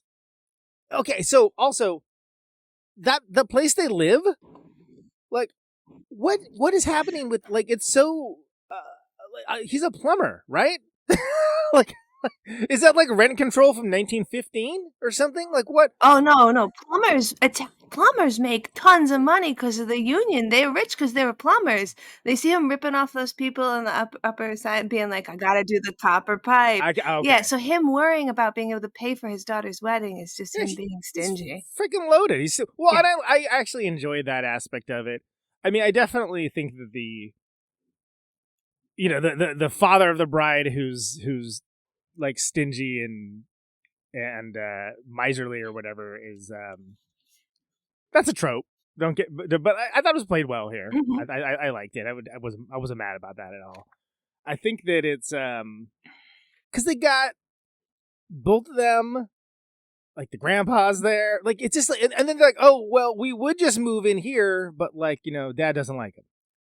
It's like, oh, that's the only thing stopping you from doing this? Like, there's that much room? And I guess so. And it's just so, like the guy, the other guy at the restaurant where he's like, oh yeah, I got a one-bedroom apartment. This is the John Mahoney character, the guy from the John Frasier, Mahoney character. I can remember his name. Yeah. That one scene with him and Olympia Dukakis, which could easily have been edited out of the film and would not have affected much of the plot at all, although it does give us a side of the mother character, is very interesting to me. I really like that subplot, though. That whole their interact. Like, I actually thought that was one of the kind of more interesting plots in the movie, which is funny because you're right, from the larger narrative structure. Like, you don't need that in there. You don't need that in there at all. Like, it doesn't even affect the main story, other than like one scene, And what I really like about the way that this I don't want to say play, film is structured is it's like a play, and there's an ensemble cast that's happening here, and the beats are more on character development than say like, here's where the movie has to get to here and here's where the movie has to get to here, which is what we were complaining about when we said romantic comedies feel formulaic.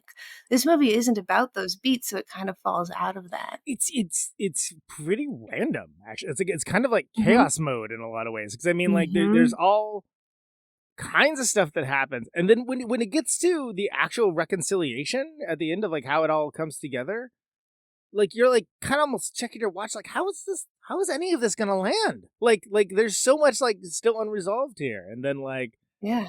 Daniela comes in, oh I can't marry you, and then Nicolas Cage, which oh my god, we need to talk about Nicolas Cage, but he just like proposes immediately, which is actually hilarious. Yeah. Because the whole time you're like, oh, this is looming. It's like this impossible task for her to like say something to him. Like she probably shouldn't be with him anyway, but she already said yes, and it's a whole situation. And the snappy quality of the dialogue doesn't fall flat like it sometimes does in a Sorkin film, where like when Olympia says to her, "Do you love him?" and Cher goes, "Awful." Like I laughed so hard that like she's so in love, and she's like, "This is so a bad thing."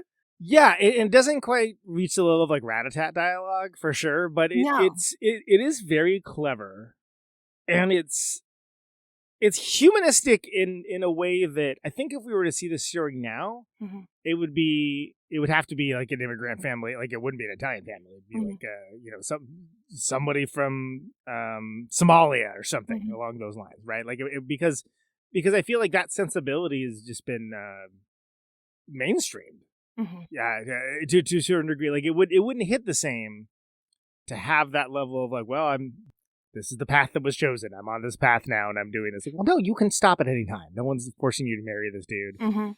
And we are kind of out of a time period in which romantic comedies have to end in marriage. Thank God.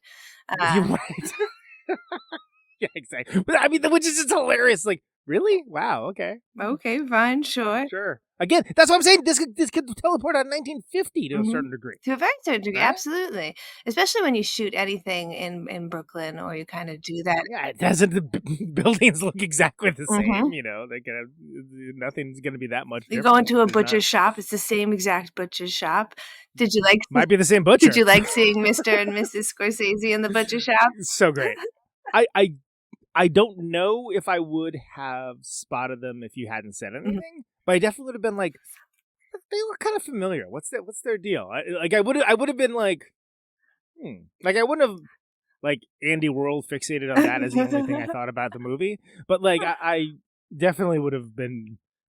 I feel like I know those two. Yeah, those guys, and they kind of represent for me one of my favorite things about this movie, which is that you get such consistent ancillary representations of love outside of the main couple. Yeah. You see the two of them at the shop. You see that shop clerk who's sassing his wife, and then he ends it with like giving her a good rib and a kiss. Yeah. Like everybody, even her aunt and her uncle. So it's not just like we need for these two people to fall in love. It's that it's messy and there's love everywhere and everything. You bring up a good point, because that's another one of my problems with a lot of romantic comedies is that the only thing they'll show you is like, okay, this is love within the confines of our main story only. And here it's like it's being shown. It's being shown all instead of being told. You don't hear about it. In fact, you see it being very messy. Like the dad stepping out. Like that's and then like that's a whole, again, so much plot. There's so much plot in this that is it's so much more than even just the main story. And in that way, I think it adds to the overall framework of it, because it's supposed to be like, this is a tight-knit family. But nobody's like a cartoon character. You know what I mean? Very easily do with Italian representations. Yes. And I feel like that happens quite a bit. And I feel like it happens quite a bit in modern movies too, where all right, this is the brother who's like, the very extra and whatever. Yeah, and we've got dialogue being given by actors who do not have Brooklyn accents naturally, so they're delivering with a dialect, and it's still very good. Cher says her hairdresser was the person who helped her. That's fantastic For her dialogue. Yeah. I mean, you mentioned when we talked about it earlier that like they wanted Liza Minnelli, they wanted like there was all these other people they wanted. Like, I don't think Barbara Streisand. Well, and they're Jodie Foster. Great. They're all great, but I don't think any part of this works if it isn't Cher, frankly. I know. So I wanted to save this for today. They also considered everybody else under the sun for Nicolas Cage's role, and I just wanted you to watch Cage being Cage. Yeah. And I want to dissect all of his performance as well, but they really wanted like somebody who was already famous, top bill. Yeah. They were thinking Tom Cruise Wow. at one point. And then to ping to the absolute opposite direction, they wanted Bill Murray at one point. What? So, okay. That's a lot to handle. And Ray Liotta almost got it, but the director said he was too young and needed style. So Ray Liotta is probably the least chaotic of those choices, at least the Ray Liotta of them. Of that time period. But it's a totally different choice. Like, first of all, Nicolas Cage in this is a manic pixie dream boy, right? We can agree on that. I love that. I love that description. It is so accurate. And you know what? As much as I hate manic pixie girls, I'm equal opportunity. Let's It was funny because I was like, oh, is he? And then like I was like, oh, he totally is. He absolutely is because because all of his whole backstory, it isn't necessarily preposterous, but he comes in so hot on it. It's almost like. It almost feels like he's coming in from like an action movie or something. Like he's so extra with it. Like it's like, and then you're like, wait, he lost his hand? He has like a fake hand. What is happening with this dude? Like, and he's like, because the whole time you're like, oh, I haven't reconciled with my brother. Like I don't know. He's got to come to the wedding. And then you're like, oh, okay, he got mad about something, and it was like, he lost a limb. Like what? And when you hear the story of how he lost a limb, you're kind of like, bro, that is on you. How was that his fault? You totally fucked that up yourself. And I'm sorry, your fiance left you. And like when we meet him, he's at the bakery. He's making the bread with like, the big oven, this. In the dirtiest bakery I have ever seen. The filthiest bakeries. Like, good lord, that they better not show anybody the back area. Basement. Yeah. And he's sitting there in like an undershirt, just like it's full hairy Cage, just young, sweaty, greasy. Like he looks like he's dipped in Crisco. I mean, he's so greasy, dude. And like it's and the dichotomy of him and like Cher coming down and she's got her traveling outfit on and whatnot. She's super like put together and just. It's like a freaking goblet or something in there. Like it's yes. And reviewers at the time period wrote about how like Cage is kind of like not really attractive and a little scary, but also there's something about that that's like super alluring. Or like his eyes have this craze in them that you're like, yeah, okay, maybe you have a +3 on charisma. Tell me more. Well, I think well, he's a very charismatic actor, and he is playing it up, if anything, on this where it's. I mean, you couldn't have a bigger difference between him and like the very disaffected, schlubby Danny Aiello character between these two brothers, right? Like he's passionate, he's very present, he's there's peaks and valleys, but like he's definitely seems like it wouldn't be a boring time to hang with. Like what she was like, oh, you're a wolf. Like she's like, oh, and like it's interesting that like, it's the first time you really see her character, Loretta's character, really have passion, other than like, oh, I'm checking the boxes of these things that socially I need to do because I need to find a man, get married, have a fam. Like it just is sort of like it's like a shopping list. Yeah. Like here's all the things I need to accomplish, and it's the first time where it's like, oh, she's into him, and like, but in a weird way of like, I'm kind of aware this guy is. What's this guy's whole deal too? Like, which is good because without those safeguards, it wouldn't be believable. She's like, this guy seems like a nutcase. Well, it's almost like you could choose between the easy, sensible love and have a kind of boring life where you're barely ever more than like a blip of a feeling. Or you can try this really messy love that's going to be very hard and very challenging and make you upset sometimes. Right. But, the opposite of being upset is being happy. You have to have these highs to have these lows. And I think that is a very Italian like feeling, and so that's why it works so well for these people to be so Italian. I did want to say that Nicolas Cage's performance, he's a method actor. We know this. Yeah. He almost didn't get this role because he auditioned without his 2 front teeth. He had them removed for the helicopter crash for the film Birdie in 1980, like the film just before that in 84 with Matthew Modine. So he auditioned with no front teeth. And can you believe it? They were like, I don't really want to cast this guy. Well, it's crazy to think about now because he's thought of as one of the great, like, just going hard no matter what else is happening in the movie actors now. Right? But, like, yeah, no, he didn't have that reputation then. And like, what is this guy? He loves opera. He's like hanging out in this bakery. Like, what does this dude's daily life look like? Like, is it just like a trash fire? Like, it's because he's very funny. He's very romantic, but he's like just an absurd person at the same time. Yeah, he's almost like a very young feeling, naive, but passionate person. Like, if you've ever been to college and you meet that guy who's just like, he's absolute fucking pain in the ass, but he's a poet and all the girls want to hang out with him. Yeah. And he is like, he gets upset over nothing, but everybody's like, oh, he's so alive. Right. It would make like, yeah, but he's crying because he burned a panini. Right. Like, it's, so he was, Cage was doing a performance based on his interpretation of Metropolis. The 1927. Really? It's Lang. Wow. No, I'm very familiar. That's why he was going Yeah. so big and so. That's why he was in the film Metropolis in his mind. Wow. I mean, what a guy.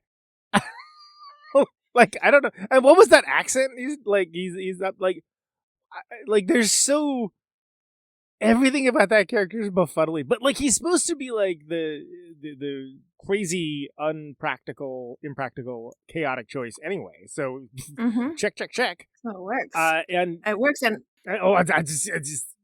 I just can't get over like how we are introduced to him, like, and the dichotomy. Like, I mean, it's almost like you expect to see like demons poking someone with pitchforks in that the disgusting bakery room.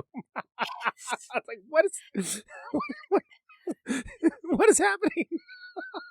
And she calls him the wolf because the script was originally The Wolf and the Bride. That's what it was called before it got called Moonstruck, which I think is a better title. He got so into the hand being missing that the only way the director could kind of work with him, because he wanted to go real dark on missing the hand, was to be like, no, pull it back. You're like Lord Byron. Okay, interesting. It's like your clubfoot. You're a poet. Yeah, and I think if he went too hard into, Count of Monte Cristo or something, that I think it becomes a distraction, right? Or like Phantom of the Opera. Right, yeah, exactly. It's not gonna fly in that same way.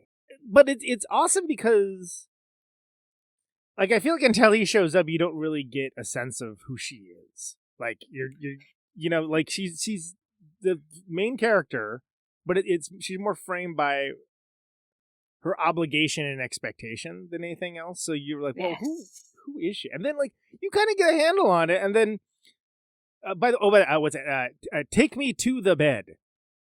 Like how that's said is just like that's a very formalistic way of saying that, but but it works in a way that, like, they don't need to be saying anything, right? We would get it in the context of it, but like the fact is, take me to the bed. It was like, sure. Okay, all right. That's not exactly what I'd expect to hear right now, and it works. It's almost funny. It's a good beat. It's so weird how unrealistic some of the dialogue looks on page, and then you see it performed. I mean, this is again talking about directors who direct very well. Yeah.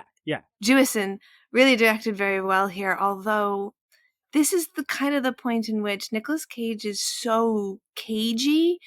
Would you believe that it caused a lot of tension with everybody on set, and shit starts to get really difficult for everybody to film? So he had just done Raising Arizona, I think, when this had happened.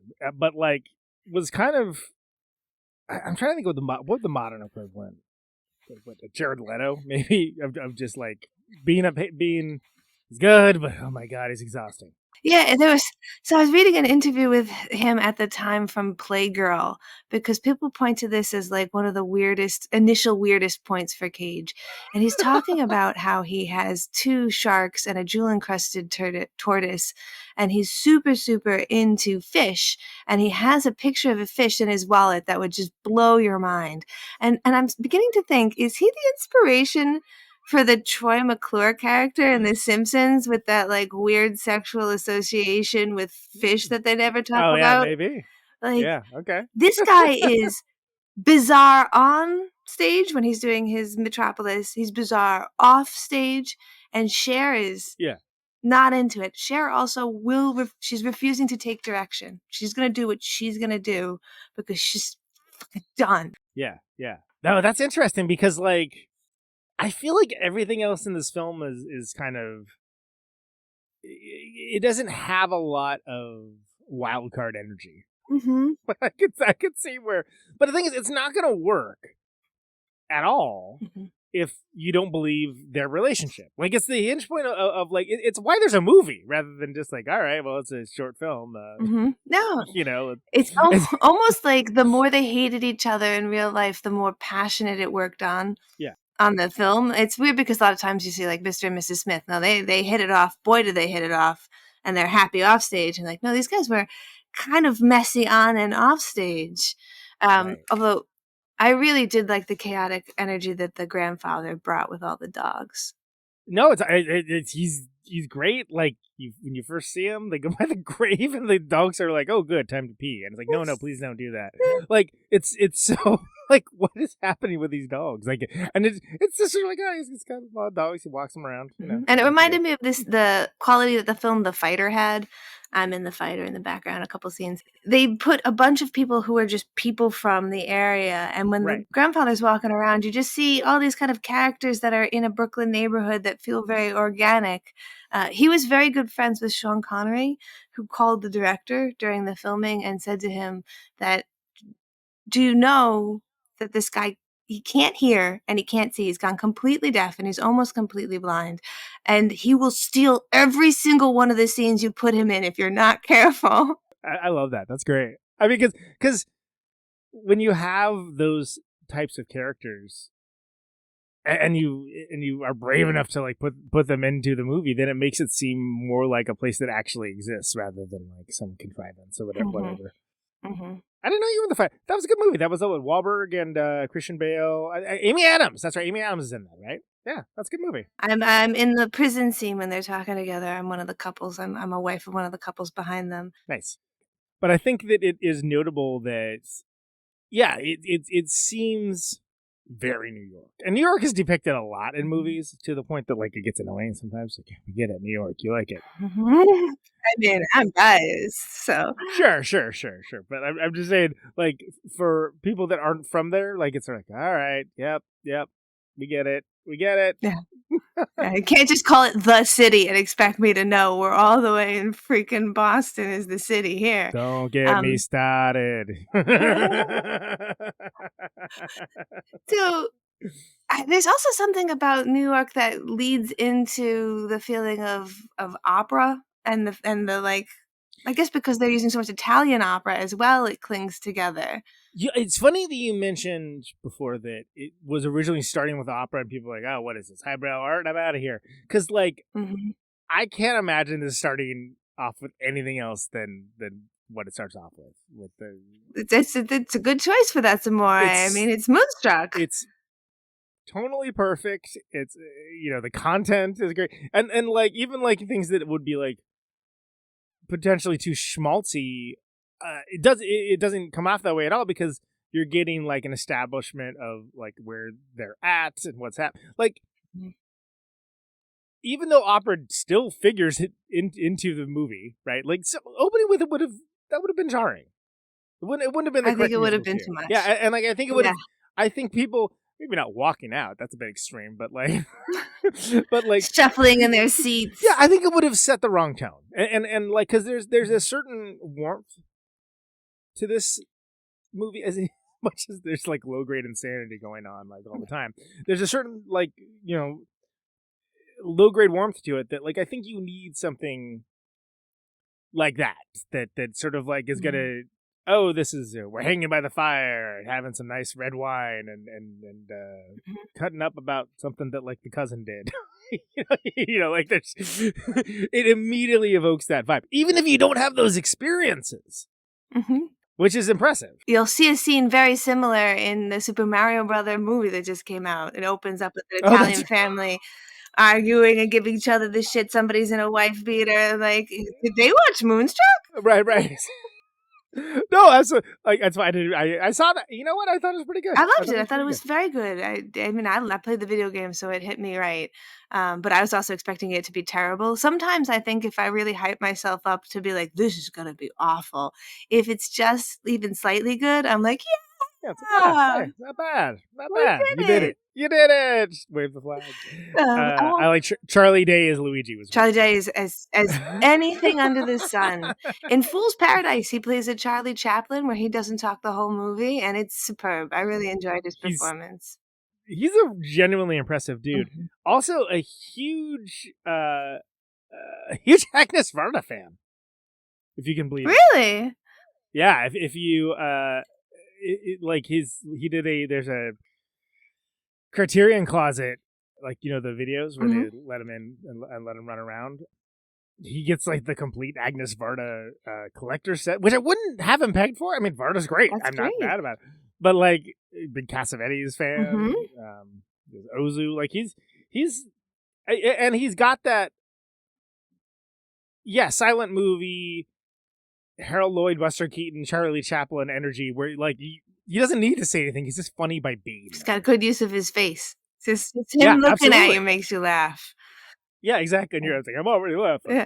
Some comedians have the opposite, where they can say anything in their voice and it'll make me laugh. I feel like John Mulaney is one of those. Just the delivery of his lines is hilarious. Oh, absolutely. Honestly, it's another John Hamm. Oh, God, yeah. I can't. How dare you be so attractive? That's not fair. Somebody break that man's nose. You could be pretty, you could be funny, not the both. Can't do both. And he's good friends with Rachel Dratch and Will Forte. Like, how the hell two amazing actors and actor, but very weird looking, standing next to that guy? Get the hell out of here. I was flabbergasted by how much I enjoyed Confess Fletch. Yes. And especially because I was like, Fletch, really? Because I was thinking of the Chevy Chase movies, and I was like, I don't know. I don't think I need to see that. And then I got a recommendation from someone I know on Letterboxd. I'm like, you know what? Sure, I'll roll the bones on this. And like, I was like, this is great. Like, why make 10 more of these? These are awesome. It was a low stakes adult comedy that is like cut from a different cloth than like what passes for. And it's like, how did the studios not know what to do with this? First of all, put it in the theater and let people see it. And let people see it together. Step one. That's what you usually do with a movie. Like, and I was flabbergasted when I was like, how did they like? What, he wanted to bury this? This is awesome. And I get that the first one was so poorly received. And Ham is great in it. It's like, oh yeah, people forget that dude is a comedian. He's not just like this, Cary Grant, handsome leading man. Like, he actually is funny. And he's not trying to be funny, he actually is funny. Yeah, I make the joke, but I do think the studios don't want that. They don't want a pretty funny man. Well, look at I constantly bring it up because she brings it up. Salma Hayek. They would not let her take comedic roles because, like, no, you're too hot. Yeah, and she's very funny. I loved her in Dogma. She's hilarious, and it's like, yeah, is she like incandescently beautiful? Of course, but like, doesn't mean she can't be funny. You can do both things, people. I mean, first time I did not know John Hamm came from a background in comedy until he showed up in 30 Rock. And then I was like, oh, he's really good in this. Like, he's so funny. Then I was like, oh, yeah, shit. that would be the same for me. Yeah, I thought he was a straight actor until that, and then he was on Unbreakable Kimmy Schmidt as so well good. as a comedic role. Again, and one could argue that the latest season of Fargo, it's a similar sort of character. It's like the darker side of that, which is funny because I have to catch that. I am behind. It's good. That's definitely more. I mean, that's played more for drama. Jennifer Jason Leigh in that is freaking awesome. Actually, she's a good actress. It's Juno Temple really great as Oh, well. yeah. And Yeah. I've always liked Juno Temple, so I like that. If Okay. nothing else, Ted Lasso has reminded people that she's very good. Yes, absolutely. I'd love to see her in more stuff. But anyway, this has nothing to do with Moonstruck. Yeah. Getting back to what we were talking about, do you have a favorite scene from the film? Oh wow. Okay. Well, I think it's gotta be again when I talk about like the resolution of like, oh, I can't marry you. Oh, I'll marry you. This like, Yeah. but I like it in the context of again, and maybe it's like I didn't quite turn off analytical brain of like, how are they gonna wrap this up?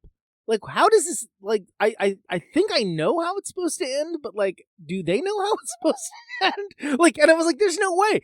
And like, I started being doubtful. I'm like, I don't see how they're gonna pull this off. And then like, it's under 2 minutes that and it's like sorted. I'm like, all right, respect, because that was very funny because it was played for the fact that like at some point the audience like, well, what's gonna happen? And it plays with those expectations. Mm-hmm.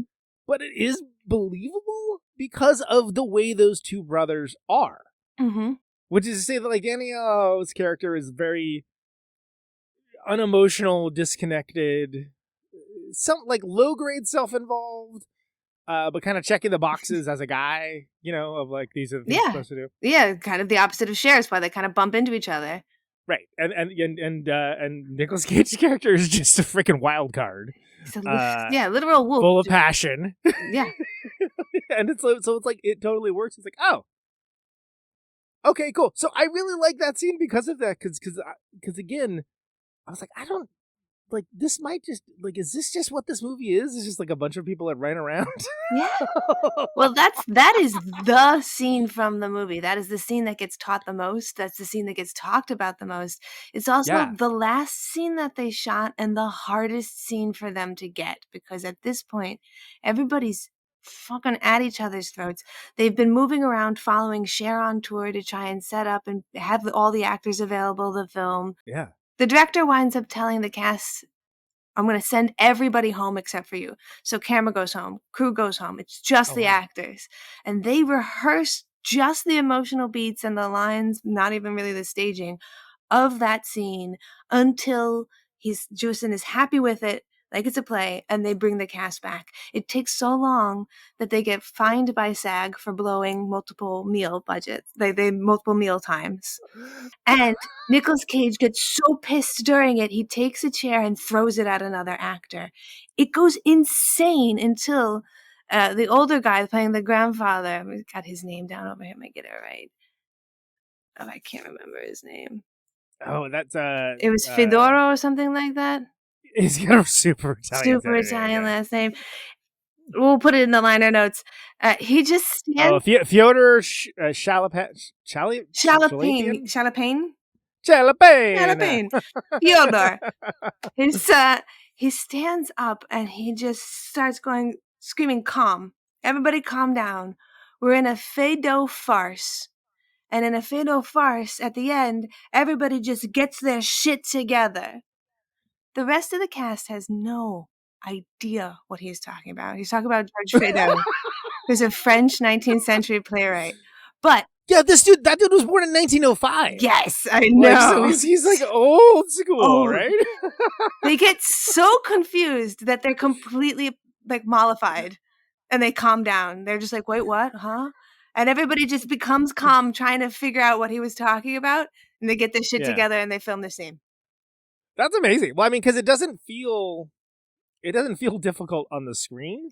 It just feels complicated because there's a lot of moving, intersecting parts, and without it being like necessarily overlapping dialogue, like an Altman film or anything. Like there's just a lot to kind of like parse with that. Like it's very complicated, so I can imagine it.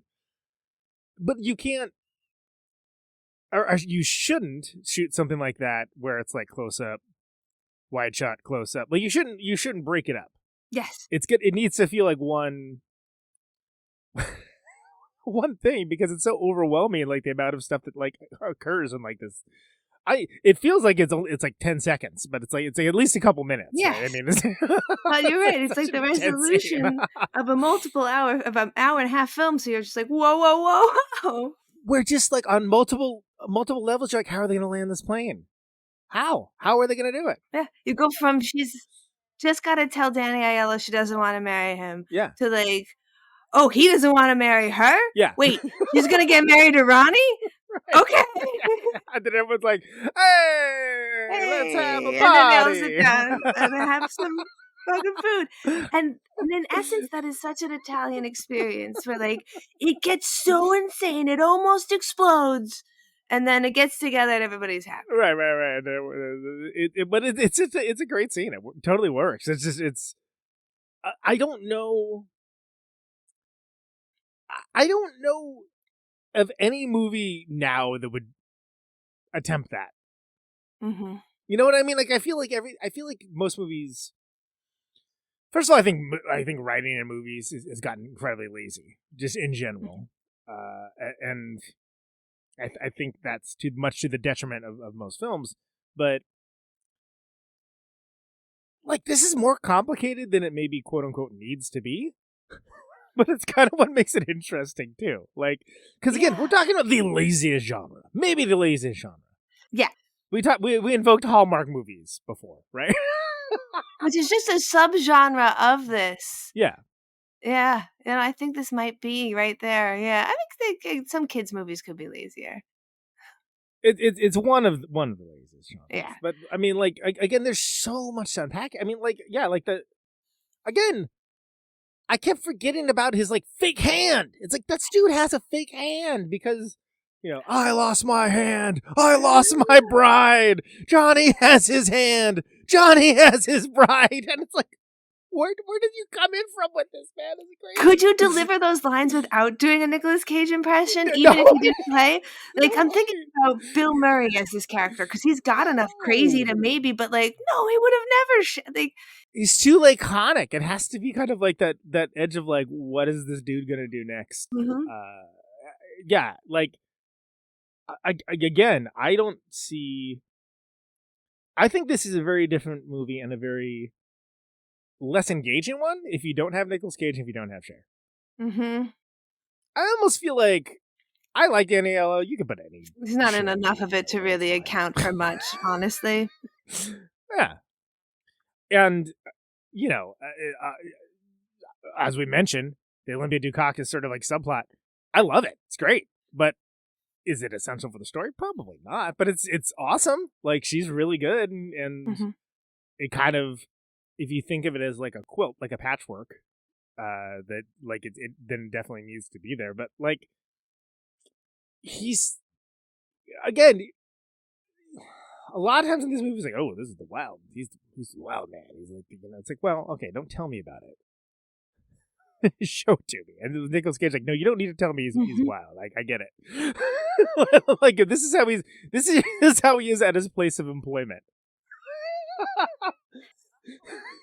And nobody seems that surprised by it. So no, there's the other girl at there who's so desperately in love with him too because of it. She's like, oh, he's so broken. And she's like, yeah. But in a Hallmarky kind of way, we have a character who's supposed to get married to a sensible guy, meets a passionate guy and wants to get married to him instead. But it doesn't feel that way because there's so many times where you're like, oh, Cher, I'm not sure this is a good idea. This guy is a little fucking nuts. Right. He's too passionate. But then he reaches out to her with the wooden hand and he becomes vulnerable for a second and you're like, yeah, I'm pulled back in. Yeah, and it's funny you mention it because those are like the main beats for like almost every romantic comedy, right? Where it's like one of like the three plots that they have, and while the greater overarching structure for that is there, like how it plays out is just it's intense. You know, it's intense. It's and the only thing with this movie that I was sort of like, like all the moon imagery and people like, the moon was the this night with the moon and this and that. And like none of that worked for me until there's the scene where she goes to them and there's a great shot with the blinds and like the lights kind of coming in through the blinds. That was the first time that any of that, I'm like, okay, nah, I get it. So that's fine. But before I was like, this moon stuff. Okay, it's the moon. I get it. Moon's in the moon that's in the title. At the beginning, it feels like, is the moon an excuse because the moon makes people crazy and these people are crazy in love and they're going to blame it just on the moon. And it kind of doesn't, you know, it's like, it's there. Although my sister, who was an ER nurse for a while, did say that on full moons, the place just fills up. She can't explain it. They call it full moon fever, right? Yeah. I mean, and that is another thing that just seems like, that might as well be from like 1945 or something. It's like, what? The moon? Wait, the moon? What are you talking about with this moon? So you bring up a really interesting point, which is that this movie couldn't really be made now because it has certain tropes that feel too antiquated, or it would have to be a very period piece. Yeah. This film had a real pop in popularity again during quarantine. Oh, interesting. And I'm curious as like, why do you think that might be? I never really got an answer from what I was reading. I have a couple ideas, but what do you think? Huh. Well, I think that it definitely, almost all of the important parts of it take place in enclosed spaces where there's heightened emotion and unvarnished, unguarded, except for when it's completely varnished and completely guarded. Like it's like one or the other. And I think that during quarantine, many people were just not engaging with anyone at all. And so the idea of there being, this isn't like idealized, everyone saying the perfect thing all the time, always. There's a lot of just like weird, the compass needle going around in a circle kind of moments to it. And I think maybe that's something that people just were being reminded of, like the messiness of being alive and out in the world. Yeah, that's definitely what I was thinking, because you heard about how many people would turn on a show they'd already watched to be comforted. Right. But Moonstruck doesn't strike me as very comforting, but it is complicated in the kind of way that our lives were at that time. And it was nice to see that represented, even though it was in a film that could be slightly antiquated. And it was also popping for people who had never seen it because they were so young. Of course. Well, that's so a good example. Robert Altman's Long Goodbye, which I like, but I wouldn't even put in my top 5 of Robert Altman's personally. But like, I like it, but really resonated with Zoomers. They really like got behind it, got into it, and why not? It's a great film, and I understand like the sensibility of it. It's like it's the greatest part of just the diegetic conversation of just like, oh yeah, that's just these girls that do yoga over here, they're the neighbors, like like whatever, they're baking a cake. like oh, and now they're getting they're getting naked because like he's afraid of listening devices. And is that Arnold Schwarzenegger? It has a sensibility of kind of like more like what culture is now, even though at the time, the 70s, it was like, oh, it's all men, it's like big farce, right? Like we're sort of like, well, that was him completely taking apart the hard-boiled detective Philip Marlowe trope and style, and ultimately there's a direct line between that to The Big Lebowski and like many other movies. And I think that it's interesting that people engage with that differently than they did at the time. I mean, God, I don't think I was even born when that movie came out. But like, I love Robert Altman. I love all his movies. Even ones I don't love, I'm like, they're still great. Like, low-grade Altman is better than like most people's top dollar work. Fair. But there's something about filmmaking sensibilities that will carry over. Like, I would never have it on my bingo card that Zoomers are beginning to Ingmar Bergman. Yeah. But they do. Yeah, and in the same way that I always talk about, because I go back and like watch these, the fill in blanks in like the Charlie Chaplin movies and Buster Keaton movies I haven't seen. And Harold Lloyd. And it's like, oh, well, all that works internationally because it's immediately relatable, because you don't need to know anything.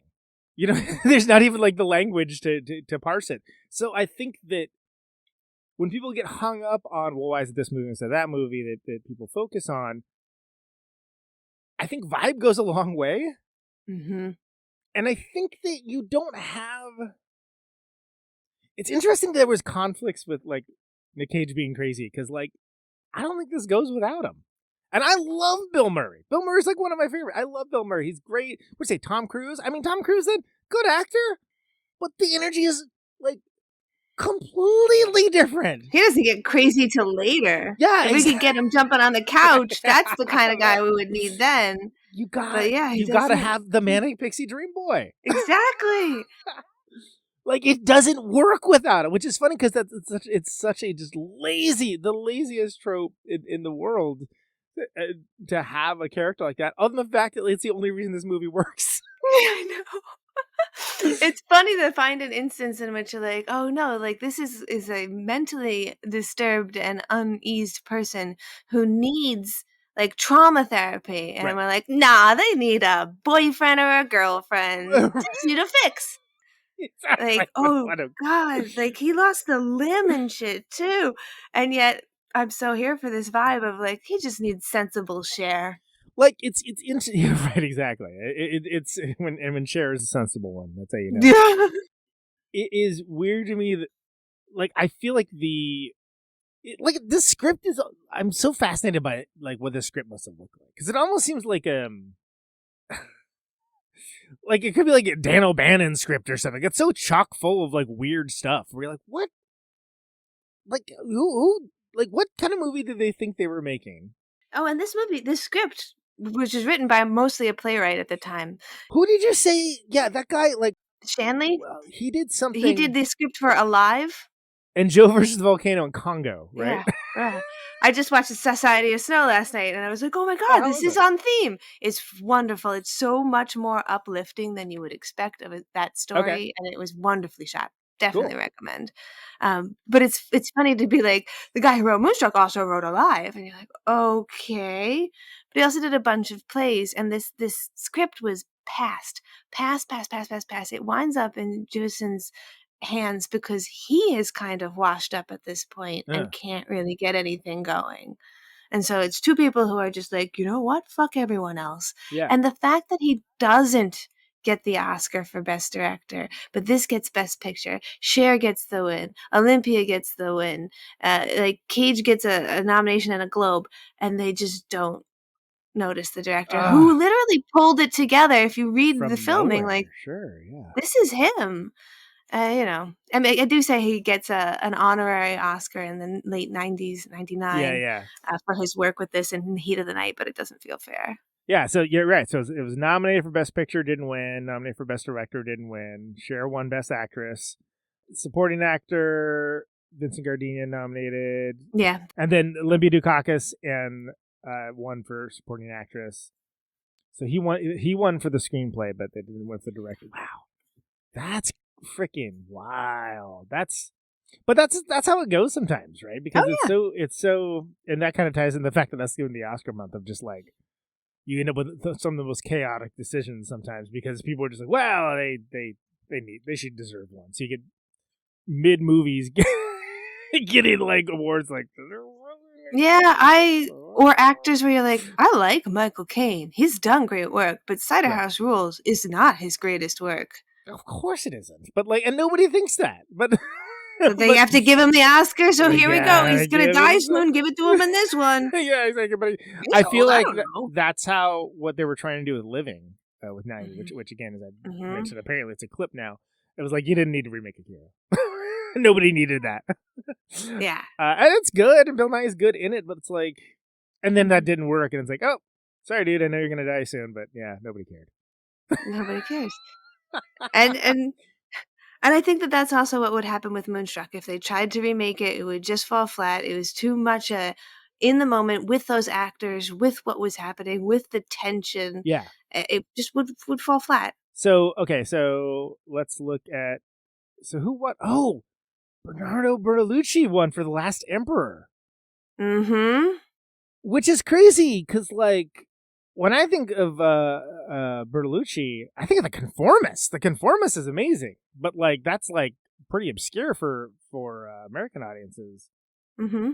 Yeah, Last Emperor was like everyone loved Last Emperor. That's right. Yeah, and this is the year that I think also The Untouchables came out. Wall Street. Michael Douglas won for Best Actor. Mm-hmm. This is Fatal Attraction year too. So Cher won out against Holly Hunter in Broadcast News. Oh my God! And Glenn Close in Fatal Attraction. So Cher's win is a kind of akin to like Marissa Tomei's win. Yeah. For where people were just like, "What? A romantic? A comedy? This not even an actress?" And you're like, "No, it was really quite good." So, although those other performances are good, I mean, this film did extraordinarily well at the box office. It cost $15 million to make, and it brought in $80 million. It did better than Lethal Weapon and Untouchables. That's crazy.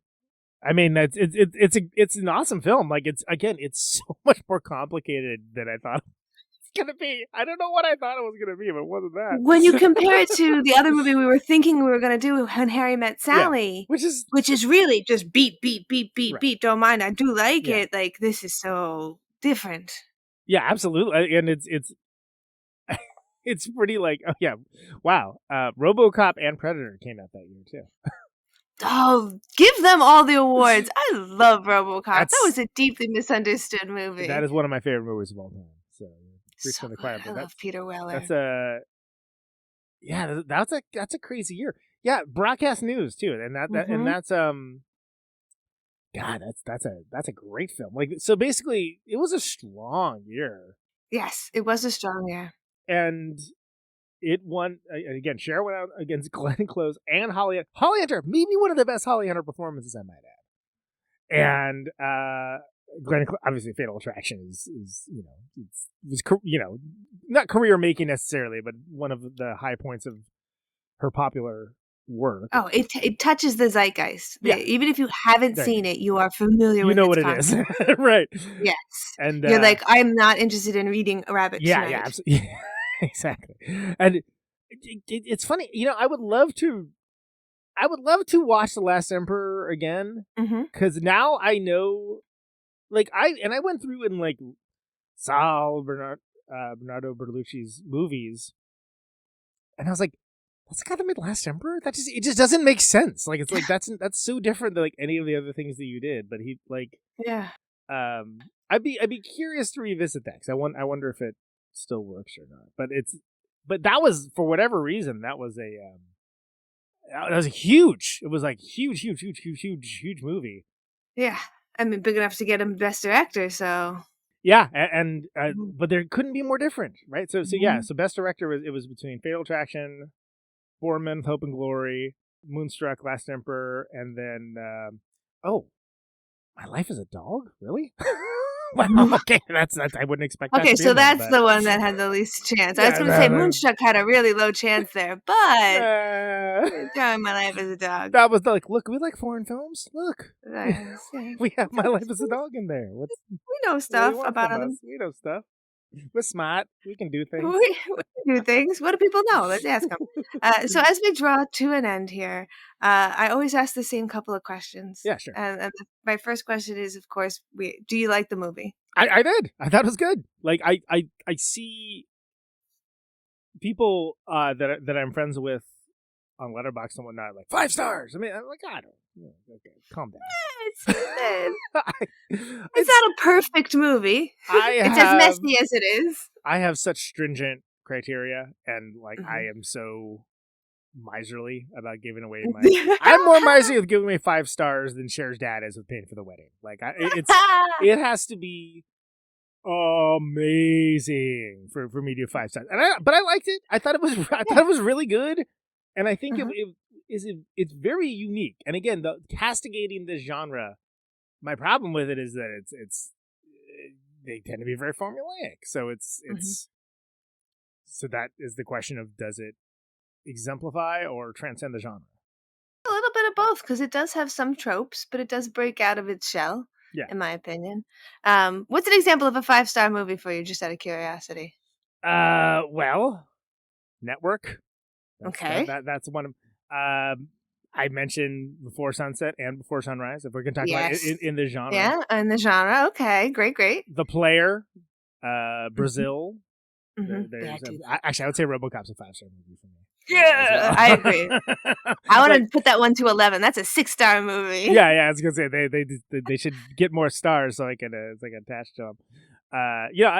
But I don't have, like, I mean, I think The Big Lebowski is a 5-star movie. And like I'm not like like the idea that Best in Show 5 stars for me.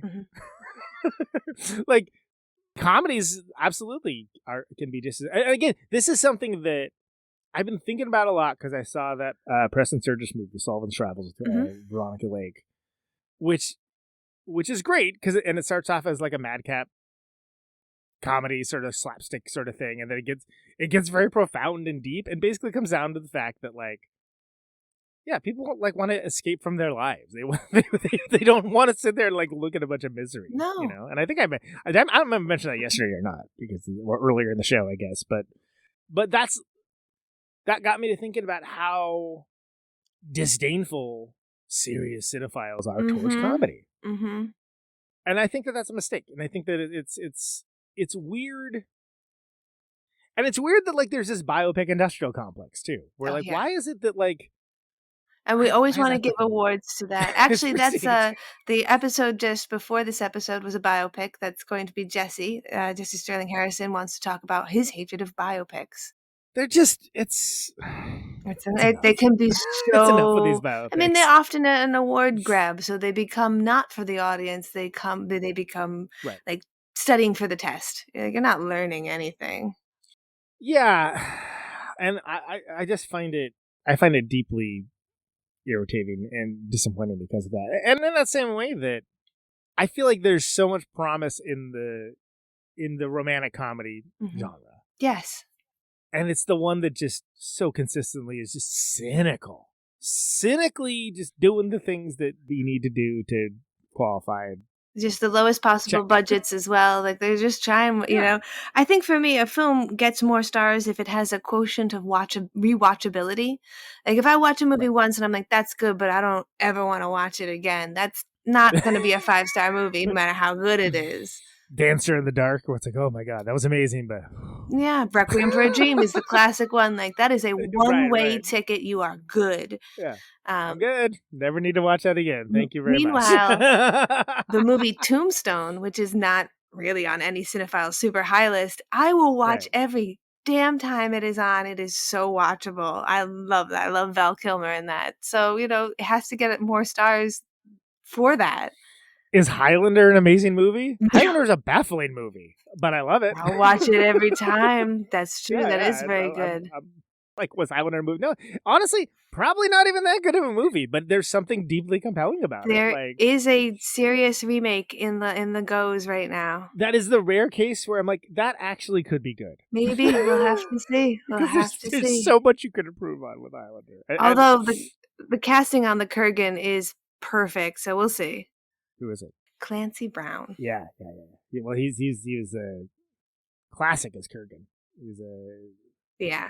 It's due out 2026. It says.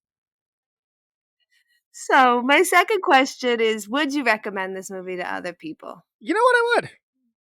I would. Yeah. I mean, with the caveat of like, I don't know if you just know nothing about it when you walk in, or like be like, it's kind of wild. There's a lot of plot.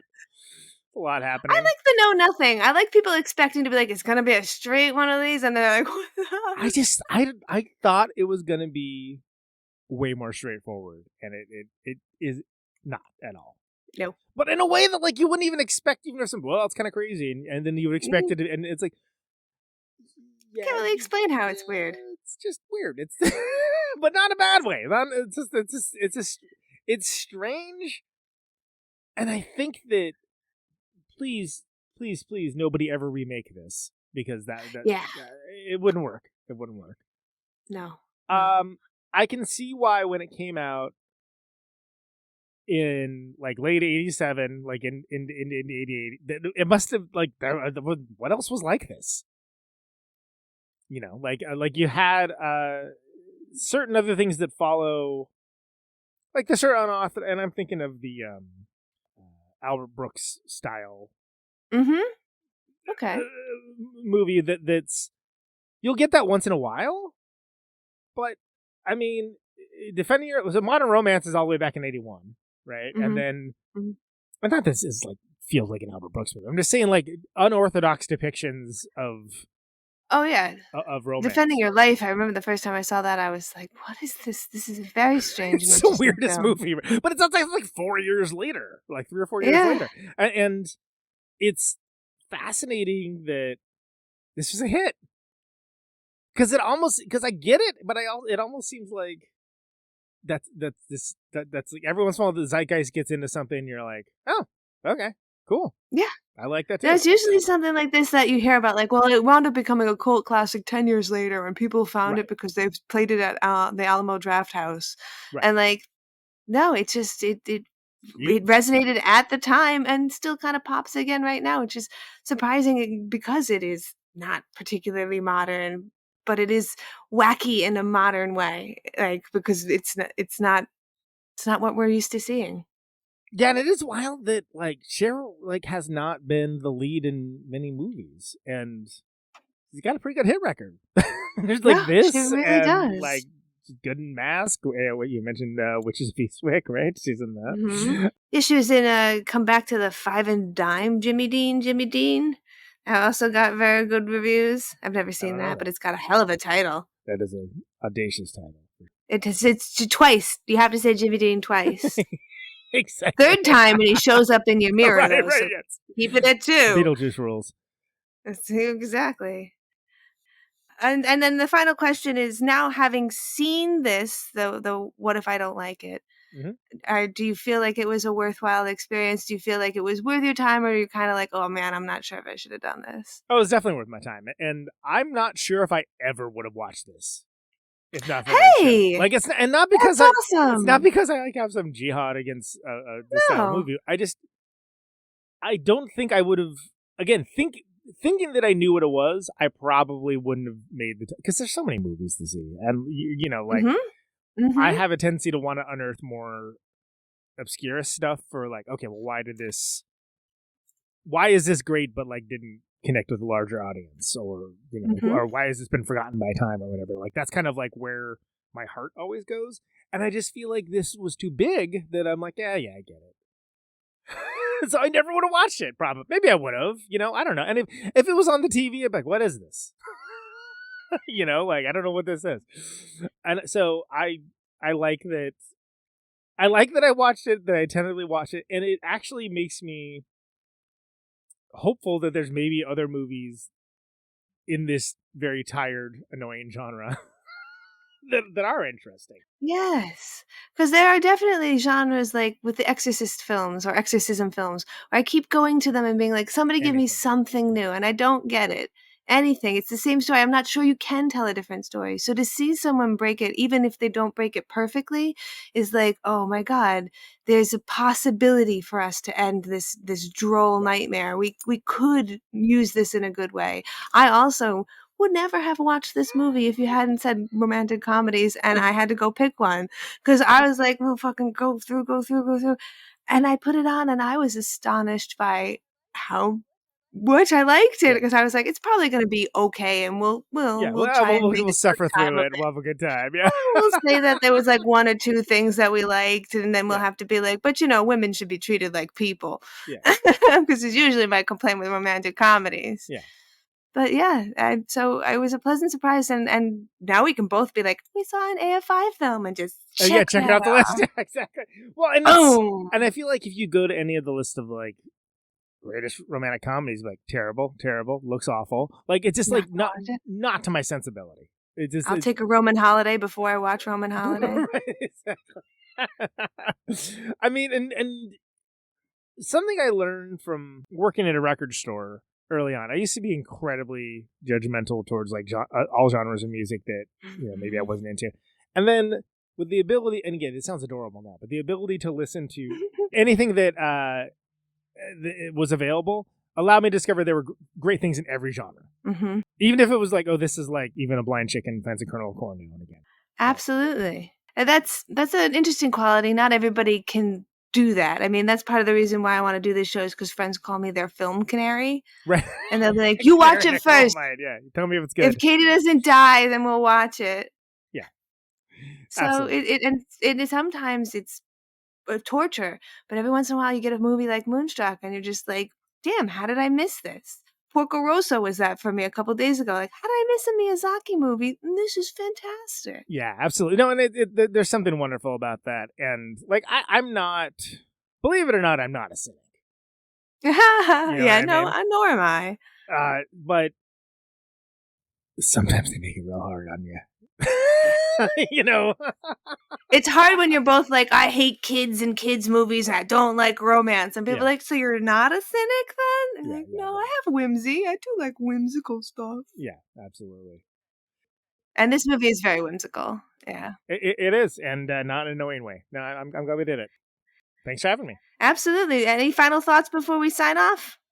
I think we said it all. Awesome. But I'll just double back down and just say that the only reason this movie works is because it is Cher and because it's Nicolas Cage and both those people at this time. And however they made the sausage, it is indeed delicious. It is. Yeah.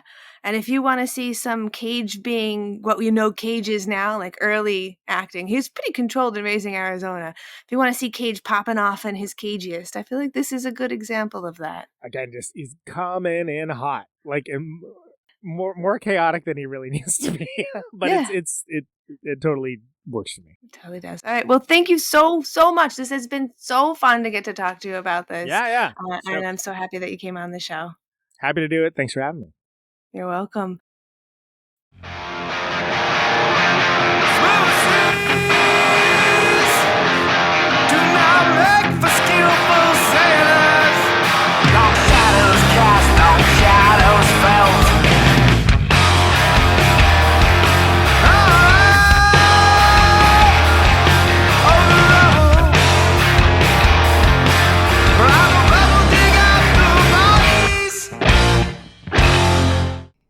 That was a long one, but we had so much to talk about, and Moonstruck was such a fun movie to discuss. I honestly couldn't edit that back too much more than that. I hope that you did enjoy this as a little Valentine's Day treat coming out a day early, and I hope that you enjoyed getting to meet Conan if you haven't already met him before. He is a joy to talk to and a joy to listen to, and luckily there are a lot of ways in which you can do that. So please go check out the notes that accompany this episode. You will see all the things that you need to see regarding how, where, when, and I guess you don't need to know the why. You do know the why. It's because he's awesome.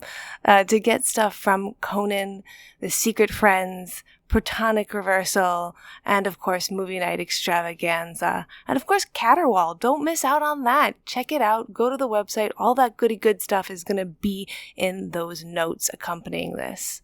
Of course, don't forget about Movie Runtime. It's going really, really well, and I am super enjoying the engagement. I love the community on TikTok. I can't believe it's taken me this long to get onto the app. I was just being stubborn. In fact, I was thinking, what if I didn't like it, of course. And, don't forget to come and see me on Movie Night Extravaganza again on the 20th. We'll be discussing May, December, and then the day after that, you can come into the Discord for Lala Rewards and play trivia with me.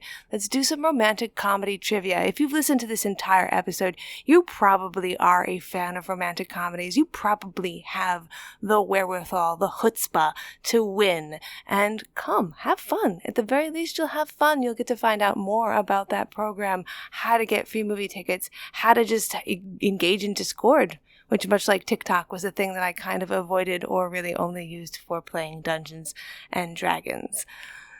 But that's enough prattling on for now. This episode is already exceptionally long, so I'm just going to cut it right here and say thank you to everyone for your continued support and for listening to this episode. I hope you're having a wonderful Valentine's Day, or just a wonderful, regular, normal Wednesday, enjoying yourself out there in the world.